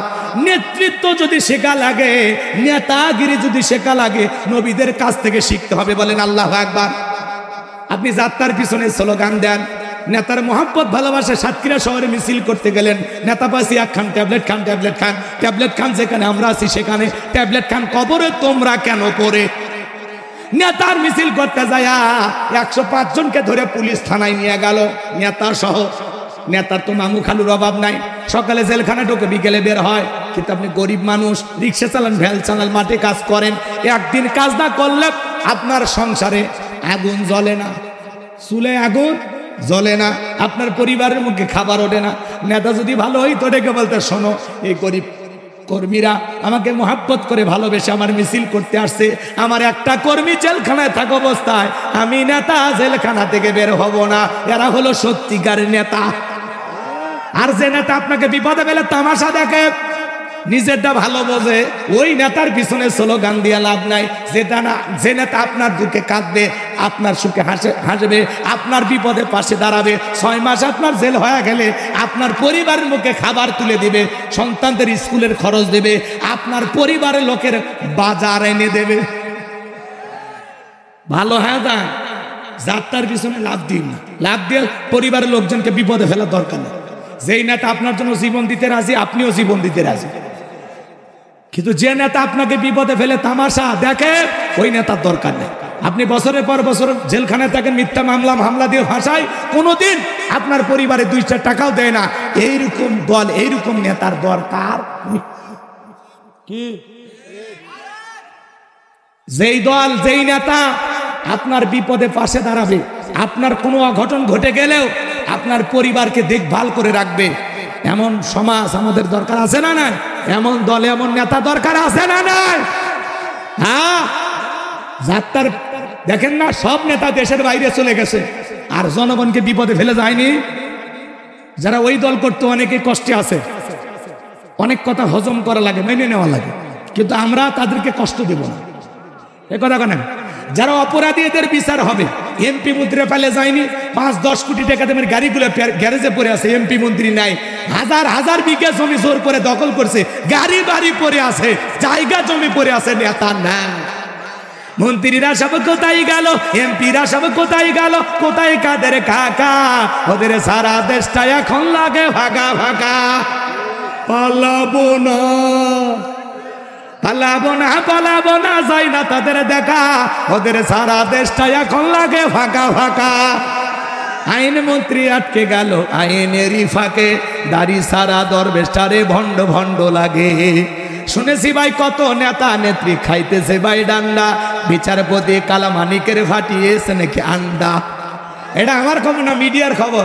এই বিচারপতি শামসুদ্দিন মানিক আল্লামা সাইদি হুজুরকে মৃত্যুদণ্ডের রায় দিয়েছিল। আমরা বলতে চাই, এই বিচারক নামের কুখ্যাত কালামানিককে ওই ট্রাইব্যুনালে মৃত্যুদণ্ডের রায় দিতে হবে।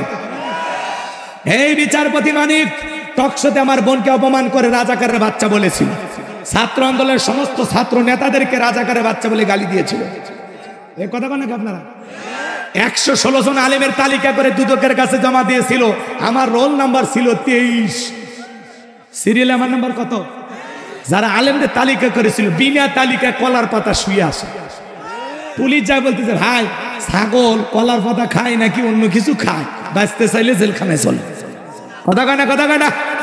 হলকেরও ঝলক গেল, হলকেরও ঝলক গেল, থামিয়ে নেটের চাকা, ওদের সারা দেশটা এখন লাগে ফাঁকা ফাঁকা।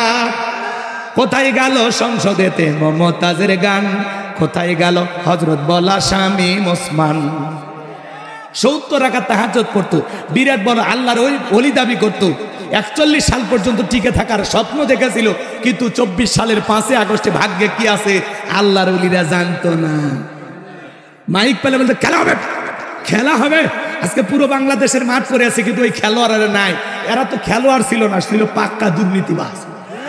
এরা আমেরিকা, কানাডা, লন্ডনে বাড়ি করেছে, সুইস ব্যাংকের অ্যাকাউন্টে টাকা জমাইছে। কথা বল না কে? দেশটাকে লুটে পুটে খায়া শেষ করছে ভাই। এই দেশে কিচ্ছু না, খালি মাটি ধুয়ে গেছে। কি কথা কন না কে? 93 বিলিয়ন ডলার ঋণের বোঝা এখন বাংলাদেশের মানুষের ঘাড়ের উপর। 48 বিলিয়ন ডলার ছিল বাংলাদেশের রিজার্ভে, সব খাসে, সব কিচ্ছু তৈরি। যে পরিমাণে দুর্নীতি হয়েছে, 1000 পদ্মা সেতু বানালেও টাকা শেষ হবে না, এত দুর্নীতি হয়েছে এই দেশে। আপনি কি মনে করেন তাহাজ্জুদ পড়ে? ওরা তাহাজ্জুদ করে মিথ্যা কথা বলে। একজন উপদেষ্টা সত্য কথা বলছে, ওনাকে আমি ধন্যবাদ দেই। উনি বলেন ওনারা তাহাজ্জুদ পড়ে সকালবেলা কোরআন পড়ে মিথ্যা কথা বলতো। হ্যাঁ কথা বল, সত্যি ওদের এত মিথ্যা কথা মানুষ বলে, ওনাদেরকে না দেখলে বিশ্বাস হইছে। কি কথা কয় না কেন? কি মায়া লাগে নাকি কারণ? 16 বছরের মায়া এখনো কাটেনি। যে মা সন্তানকে ফেলাইয়া চলে যায়, ওই মায়ের মায়া থেকে লাভ নেই। যে মা সন্তানকে বিপদে আগলায় রাখে বুকের ভিতরে, ওইটা হলো মা।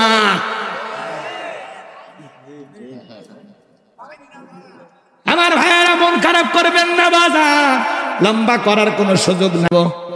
আমার ভাইয়েরা এইবার জেলার যা বলে বাদশাহ যে আপনার স্বপ্নের ব্যাখ্যা জানে, স্বপ্নের কথা বলতে জানে, তার একটা শর্ত আছে, তার 70,000 লোককে গ্রেফতার করা হয়েছে, তাদেরকে ছেড়ে না দিলে সে আপনার সামনে আসবে না। বাদশাহ ডেকে বলে ওই বাজান যদি বলে এই দেশের আসামি কেন, পুরো পৃথিবীর সমস্ত আসামি ছেড়ে দিতে রাজি, বাজান যা বলে তুমি তাই করো। এইবার সমস্ত উম্মতদেরকে ছেড়ে দেওয়া হলো। সবার শেষে আল্লাহর নবী দানিয়েল জেলখানা থেকে বের হয়ে আসলেন। বাদশার দরবারে প্রবেশের নিয়ম হলো যত মানুষ প্রবেশ করে মাথাটা নত করতে হয়। আল্লাহর নবী কি কোনো জালেমের কাছে মাথা নত করতে পারে? ইয়্যাকা না'বুদু ওয়া ইয়্যাকা নাস্তাঈন, আমরা তোমার ইবাদত করি, তোমার গোলামি করি, সাহায্য তোমার কাছে চাই। আল্লাহ ছাড়া এই মাথা কোনো পীরের কাছে নত করা যাবে না, নেতার কাছে নত করা যাবে না, কোনো জালেমের কাছে মাথা নত করা যাবে। আল্লাহ নবী তখন দেহটাকে আটোসাটো করে মাথাটাকে উঁচু করে কৌশল করে দরবারে প্রবেশ করলেন। এই দৃশ্য দেখার পরে বাদশাহ বক্সিনাসর ডেকে বলে বাজান যত মানুষ দরবারে প্রবেশ করে মাথা নত করে, তুমি কেন মাথা নত করলা না? আল্লাহ নবী দানিয়েল কৌশলে উত্তর দিয়ে বলে শোনেন যে আপনার স্বপ্নের কথা আমার মাথার মেমোরিতে সেভ করে দিয়েছি। তার কথা হলো তাকে ছাড়া দুনিয়ার কারো কাছে এই মাথা নত করা যাবে না। আমি যদি মাথা নত করতাম আপনার মতো স্বপ্নের কথা ভুলিয়ে দিত, তাহলে আমিও টেনশন, আপনিও টেনশনে মারা যেতেন, আমাকেও মেরে ফেলতেন। তখন ডেকে বলে বাজান যা করেছো ঠিক করেছো, আসলে তোমার মাথায় বুদ্ধি আছে। এই কথা বলে নিজে চেয়ার থেকে উঠে আল্লাহ নবী দানিয়েল আলাইহিস সালামকে বাদশাহীর চেয়ারে বসায়া দিলেন। চিৎকার মেরে বলুন সুবহানাল্লাহ। যে আল্লাহ জেলখানা থেকে চেয়ারে বসায় সে আল্লাহ আজও আছে না নাই? জোরে বলেন আছে না নাই? এইবার বাদশাহ বক্সিনাসর ডেকে বলে বাজান তাড়াতাড়ি করে বলো আমি স্বপ্নে কি দেখেছিলাম আর স্বপ্নের ব্যাখ্যা কি হবে। আল্লাহ নবী দানিয়েল বলতে চায়, আপনারা কি শুনবেন? আগ্রহ আছে? কারা কারা শুনতে চান দুই হাত তুলে দেখান। লিল্লাহি তাকবীর, আরেকটু জোরে লিল্লাহি তাকবীর। হাত নামা, আমার একে বড় ওঠা বসা করতেছেন কি খুব বেশি কষ্ট হয়?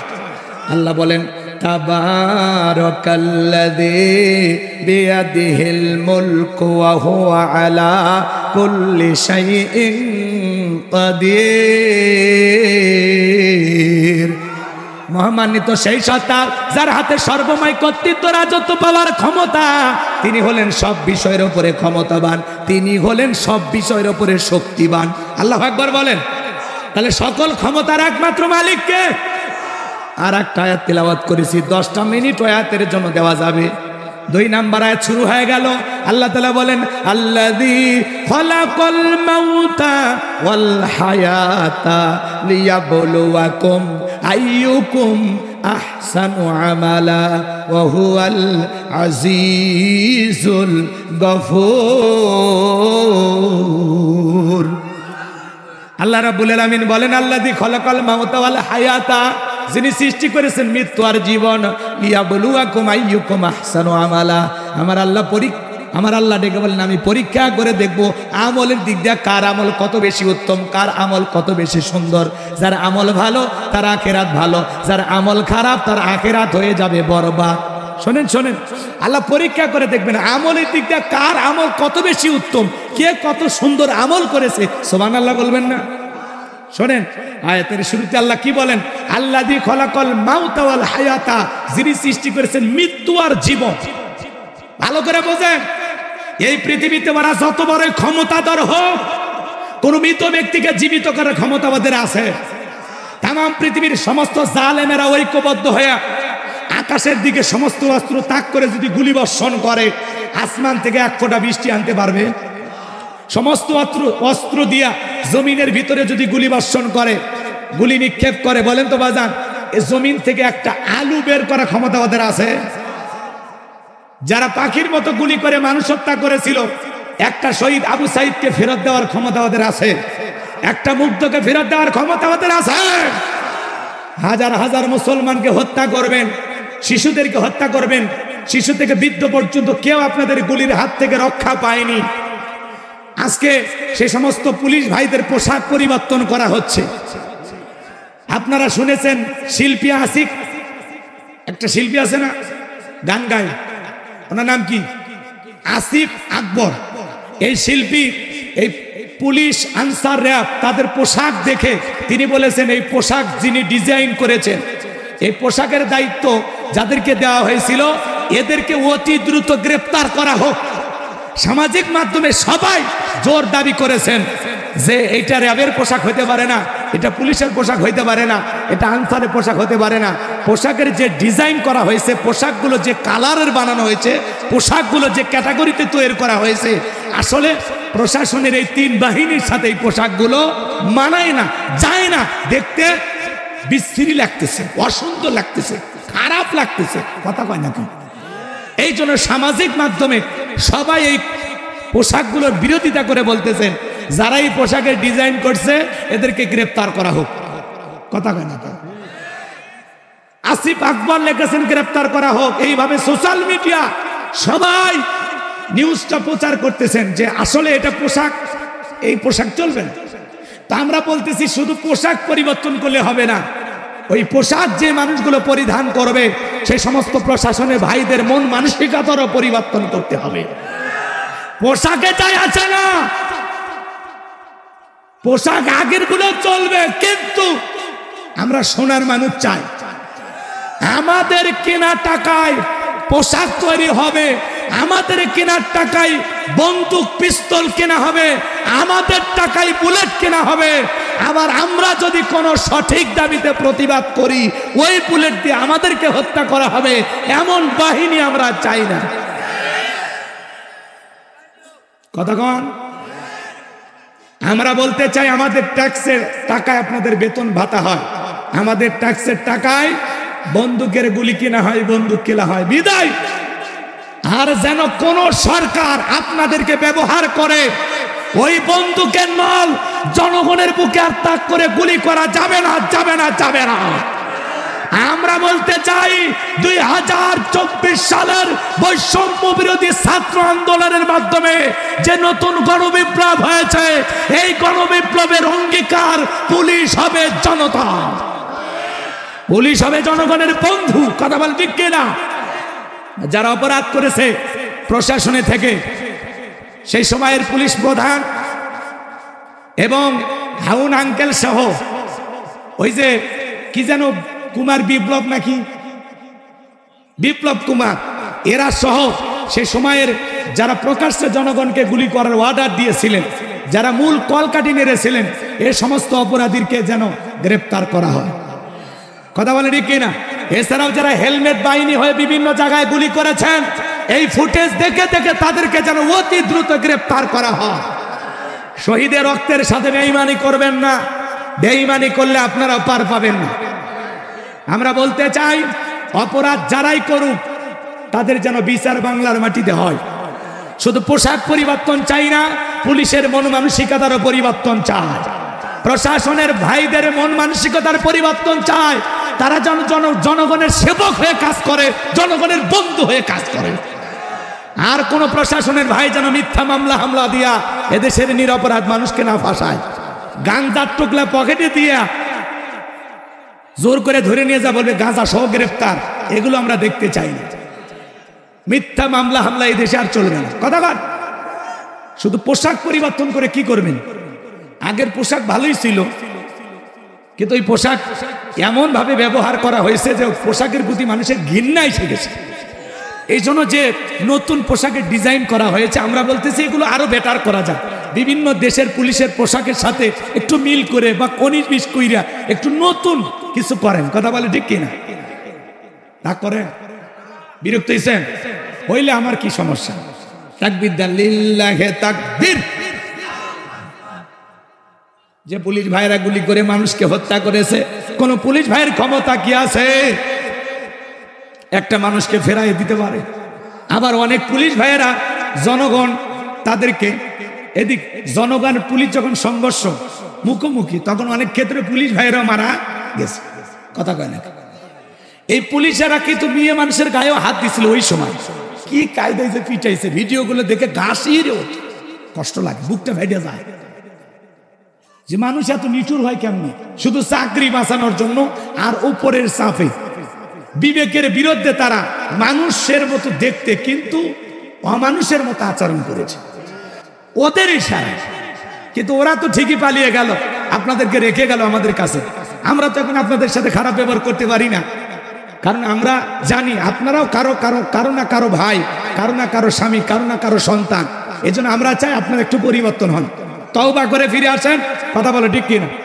অনেক পুলিশের ভাইয়েরা ফেসবুকে লাইভে এসে তারা কান্নাকাটি করে বলেছেন যে আমাদের কোনো দোষ নাই। স্যার বলেছে যা গুলি করবি, না হলে তো চাকরি থাকবে না। কথা বোঝেননি? এই জন্য পুলিশ ভাইদেরকে আমরা বলবো আপনারা আমাদের বন্ধু হয়ে আমাদের বুকে ফিরে আসেন। এই দেশের স্বাধীনতাকে রক্ষা করার জন্য, এই দেশের সুন্দর পরিবেশ ফিরে আনার জন্য আপনাদের দরকার আছে। প্রত্যেকটা থানা চালু হয়ে গেলে সুন্দর পরিবেশ ফিরে আসবে, চুরি ডাকাতি হবে না। আমাদের ভাইয়েরা রাতের আধারে জেগে জেগে পাহারা দেয়। কথা বলে ঠিক কিনা? বিভিন্ন জায়গায় যেখানে চুরি চিন্তা হয় সেখানে আমাদের পুলিশের ভাইয়েরা সারা রাত জায়গা বউ বাচ্চা সব রাইখা আইসা পাহারা দেয়। এই জন্য পুলিশ ভাইদেরকে ধন্যবাদ জানাই। এদেশের জন্য আপনাদের অনেক প্রয়োজন আছে। আল্লাহ এদেশের প্রশাসনের ভাইদেরকে সঠিক বুঝ দান করুন, জনগণের জন্য খেদমত করা তৌফিক দান করুন। একটু চিল্লায় বলা যাবে কি আমিন? আল্লাহ বলেন আল্লাযী খালাকাল মাউতা ওয়াল হায়াতা, যিনি সৃষ্টি করেছেন মৃত্যু আর জীবন। আল্লাহ তাআলা সর্বপ্রথম মৃত্যুর কথা কেন বললেন বাজার? মৃত্যুর কথা কেন বললেন? আল্লাহ বলেন কুল্লু নাফসিন যায়িকাতুল মাউত, প্রত্যেক প্রাণীকে মৃত্যুর স্বাদ গ্রহণ করা লাগবে। এই স্বাদ হলো দুই প্রকারের, মিষ্টি খেলে মিঠা লাগে, নিম পাতা খেলে তিতা লাগে। যারা ইমানদার তাদের মৃত্যুটা হবে মিঠা। মায়ের কোলে দুধ পান করতে করতে শিশুটা যেমন ঘুমের মধ্যে চলে যায়, যারা ইমানদার তারা তেমনি ভাবে বিদায় নেবে, টেরও পাবে না। বলুন সুবহানাল্লাহ। কিন্তু যারা নাফরমান বেঈমান আল্লাহর অবাধ্য গোলাম, যারা বলে খাও দাও ফুর্তি করো, দুনিয়াটা মস্ত বড়, পাপের সাগরে হাবুডুবু খায়। এ বাজানে 10টা মিনিট চাইলাম না। আচ্ছা মৃত্যুর ওয়াজ শুনে কি ভয় লাগে? হ্যাঁ, আমি বললাম না একটু নরম আলোচনা, একটু সাতক্ষীরের মানুষ দিল কঠিন করে না, একটু নরম হওয়ার চেষ্টা করে। এ ভাই বসেন। আমি 10 মিনিট অনুরোধ করে বললাম 10টা মিনিট আমাকে দেন। এ আয়াতের আলোচনা শোনেন, দিলটা এমনি নরম হবে, কিছু নিয়ে যান, দেখেন তো পরিবর্তন হওয়া যায় কিনা। কান্না করার চেষ্টা করেন, নামে চোখ বন্ধ করেন। এ বস, আবার হাসে। বসো, মরবা না, মরণের ভয় নাই, বস। এ ভাই বসে বসে ভাই একটু বসেন না, এখনই দোয়ার দিকে যাবো, 10 মিনিট ঘড়ি ধরে 10 মিনিট 12 মিনিট হবে, বসে আমি দোয়া করে দেব। যারা যাচ্ছেন যদি পারেন গাড়িতে বই আছে নিয়ে যাবেন ইনশাআল্লাহ। এদিকে খেয়াল করেন, তাহলে সবাইকে মৃত্যুর স্বাদ গ্রহণ করলেন। যারা ইমানদার এদের মৃত্যু হবে ভয়ঙ্কর কঠিন।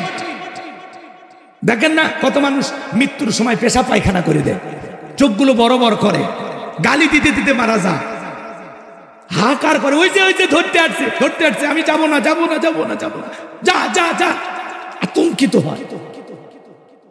কত মানুষ মৃত্যুর 6 মাস আগে জবানটা বন্ধ হয়ে যায়, সন্তানেরা শরবত বানায় মুখে তুলে দেয়, খাওয়ার শক্তি থাকে, গালসি বেয়ে পড়ে যায়। সকল ধর্মের মানুষ বিশ্বাস করে মৃত্যু এটা চিরন্তন সত্য। কথা বলেন না আমার ভাইয়েরা, বেঁচে আছি এটাই অস্বাভাবিক, মৃত্যু হবে এটাই স্বাভাবিক। এই দুনিয়া থাকার জায়গা না বাজান, দুনিয়া কাউরে জায়গা দেয় না। আল্লাযী খালাকাল মাউতা ওয়াল হায়াতা, আল্লাহ বলেন যিনি সৃষ্টি করেছেন মৃত্যু আর জীবন। সর্বপ্রথম আল্লাহ মৃত্যুর কথা কেন বলেন বাজান? এই দুনিয়াতে আসার একটা সিরিয়াল আছে, যাওয়ার কিন্তু কোনো সিরিয়াল নাই। দাদা আসছে, দাদার পরে বাবা আসছে, বাবার পরে আমি আসলাম, আমার পরে আমার সন্তান আসলো, কিন্তু যাওয়ার বেলায় দাদার আগে নাতি চলে যায়, বাবার আগে সন্তান চলে যায়, বাবার কাঁধে সন্তানের লাশ। এটা হলো দুনিয়ার সব চাইতে ভারী বোঝা। এই বোঝা বহন করার ক্ষমতা বাবাদের থাকে না। হে যুবক, কবরস্থানের দিকে তাকায় দেখো, তারা তো এই গ্রামে বসবাস করত, কত বৃদ্ধ কবরস্থানে চাইতো, তোমার মতো কত যুবক চাইতো, শিশু চাইতো। হে যুবক, দুনিয়া থাকার জায়গা না, সবাইকে মৃত্যুর স্বাদ গ্রহণ করা লাগবে।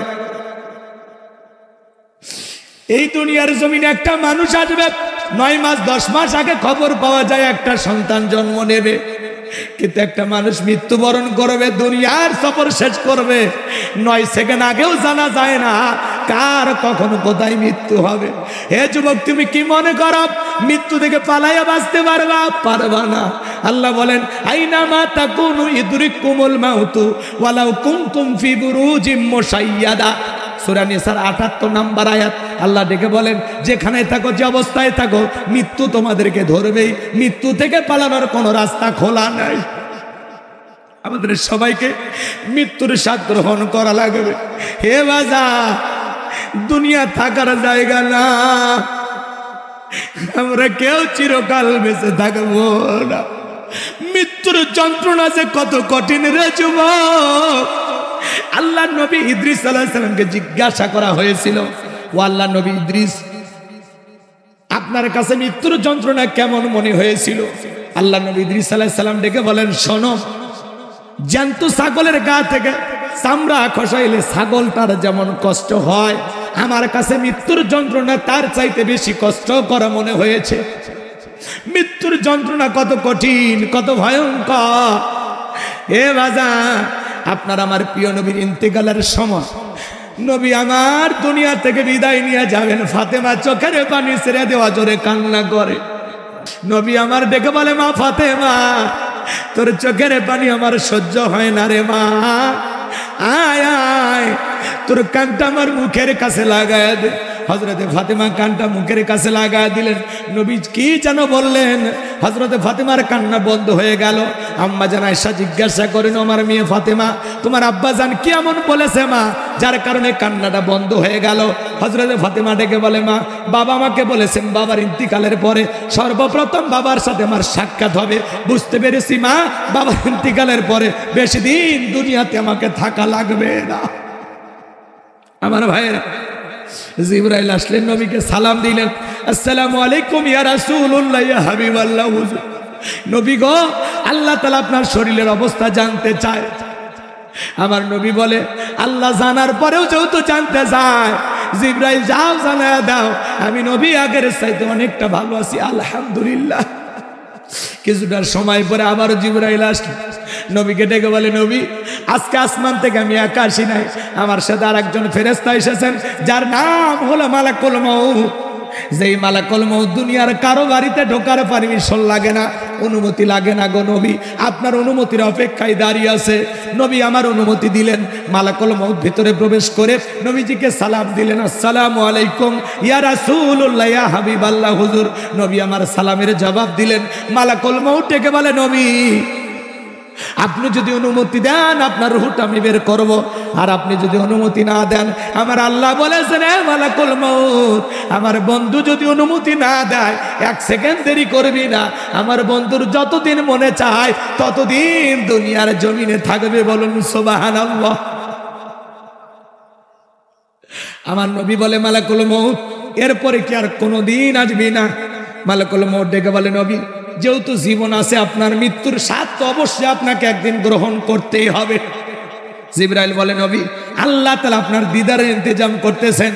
নবী আমার ডেকে বলে, মালাকুল মউত যেহেতু আরেকবার তোমাকে আসতেই হবে, তাহলে ঠিক আছে যাও, আর তোমাকে দ্বিতীয়বার কষ্ট করা লাগবে না, আমি তোমাকে অনুমতি দিলাম, তুমি আমার রূহটা বের করতে পারো। এইবার মালাকুল মউত বিশ্ব নবী রূহটা বের করার জন্য যখন বুকের উপরে হাত রেখে দিয়েছে, নবী আমার 2 চোখের পানি ছেড়ে দিয়ে কাঁদে আর বলে, মালাকুল মউত রে আজরাইল তাড়াতাড়ি বুকের উপর থেকে হাতটা নামায় না। হে মালাকুল মউত আমি তো আর সইতে পারি না, তাড়াতাড়ি আমার বুকের উপর থেকে হাতটা নামায় নাও। নবী আমার 2 চোখ বেয়ে বেয়ে অশ্রুগুলো ঝরে যায়। মালাকুল মউত যখন হাতটা নামায় নিলেন, আমার নবী বলে, মালাকুল মউত এই যদি হয় মৃত্যুর যন্ত্রণা আমার উম্মতেরা সহ্য করতে পারবে না। কেমন দয়ার নবী পাইছি, মৃত্যুর আগে উম্মতের কথা বলে না। সুবহানাল্লাহ। মালাকুল মউত ডেকে বলে, নবী বিশ্বাস করেন, আমার আল্লাহ তাআলা বারবার বলেছেন, হে মালাকুল মউত জীবনে আমি কোনোদিন তোরে কোনো কিছু বলি নাই, আজকে এমন একটা মানুষের কাছে যাবি রে মালাকুল মউত, যেই মানুষটাকে আমি আল্লাহ বড় ভালোবাসি। মালাকুল মউত আমার বন্ধুরে কষ্ট দিবি না। বিশ্বাস করেন গো নবী, দুনিয়ার সব চাইতে কম কষ্ট দিয়া আপনার রূহটা আমি বের করার চেষ্টা করতেছি। আমার নবী বলে, মালাকুল মউত এই যদি হয় দুনিয়ার সব চাইতে কম কষ্ট আমার উম্মতেরা সহ্য করতে পারবে না, আমারে কথা দে রে মালাকুল মউত, আমার উম্মতকে কষ্ট দিবি না। আজরাইল বলে, নবী কথা দিলাম, যারা আপনার রেখে যাওয়া আদর্শ মোতাবেক চলবে, আল্লাহর বিধান মোতাবেক চলবে, যারা হবে নেককার ইমানদার, কথা দিলাম গো নবী তাদের রূহটা বের করার সময় আমি ইহসান করব, তাদেরকে আমি কম কষ্ট দিয়া তাদের জানটা বের করে নেব। চিৎকার মেরে বলুন আল্লাহু আকবার। এবার যখন দ্বিতীয়বার বিশ্ব নবী রূহটা বের করার জন্য বুকের উপরে হাত রেখে দিয়েছে, নবী আমার কাঁধে আর বলে, মালাকুল মউত তাড়াতাড়ি হাতটা নামায় আনে, আমি নবী আর সহ্য করতে পারি না। মালাকুল মউত দ্বিতীয়বার হাতটা নামায় আনেন। আমার নবী বলে, মালাকুল মউত আমার কাছে মনে কর উহুদ পাহাড় আমি নবীর বুকের উপরে চেপে ধরা হয়েছে, কেমনে সহ্য করি রে মালাকুল, আমি তো আর সইতে পারি না। তৃতীয়বার যখন বিশ্ব নবী রুহটা বের করার জন্য আজরাইল হাত রেখে দিয়েছে, আমার নবী কাঁদে, চোখ বেয়ে বেয়ে পানিগুলো পড়ে যায়। নবী রুহটা বের হয়ে যাবে, এমন মুহূর্তে নবী আমার উম্মতদেরকে লক্ষ্য করে বলেন, ও আমার উম্মতেরা, আসসালাত আসসালাত আসসালাত, নামাজ নামাজ নামাজ ছাইরো না।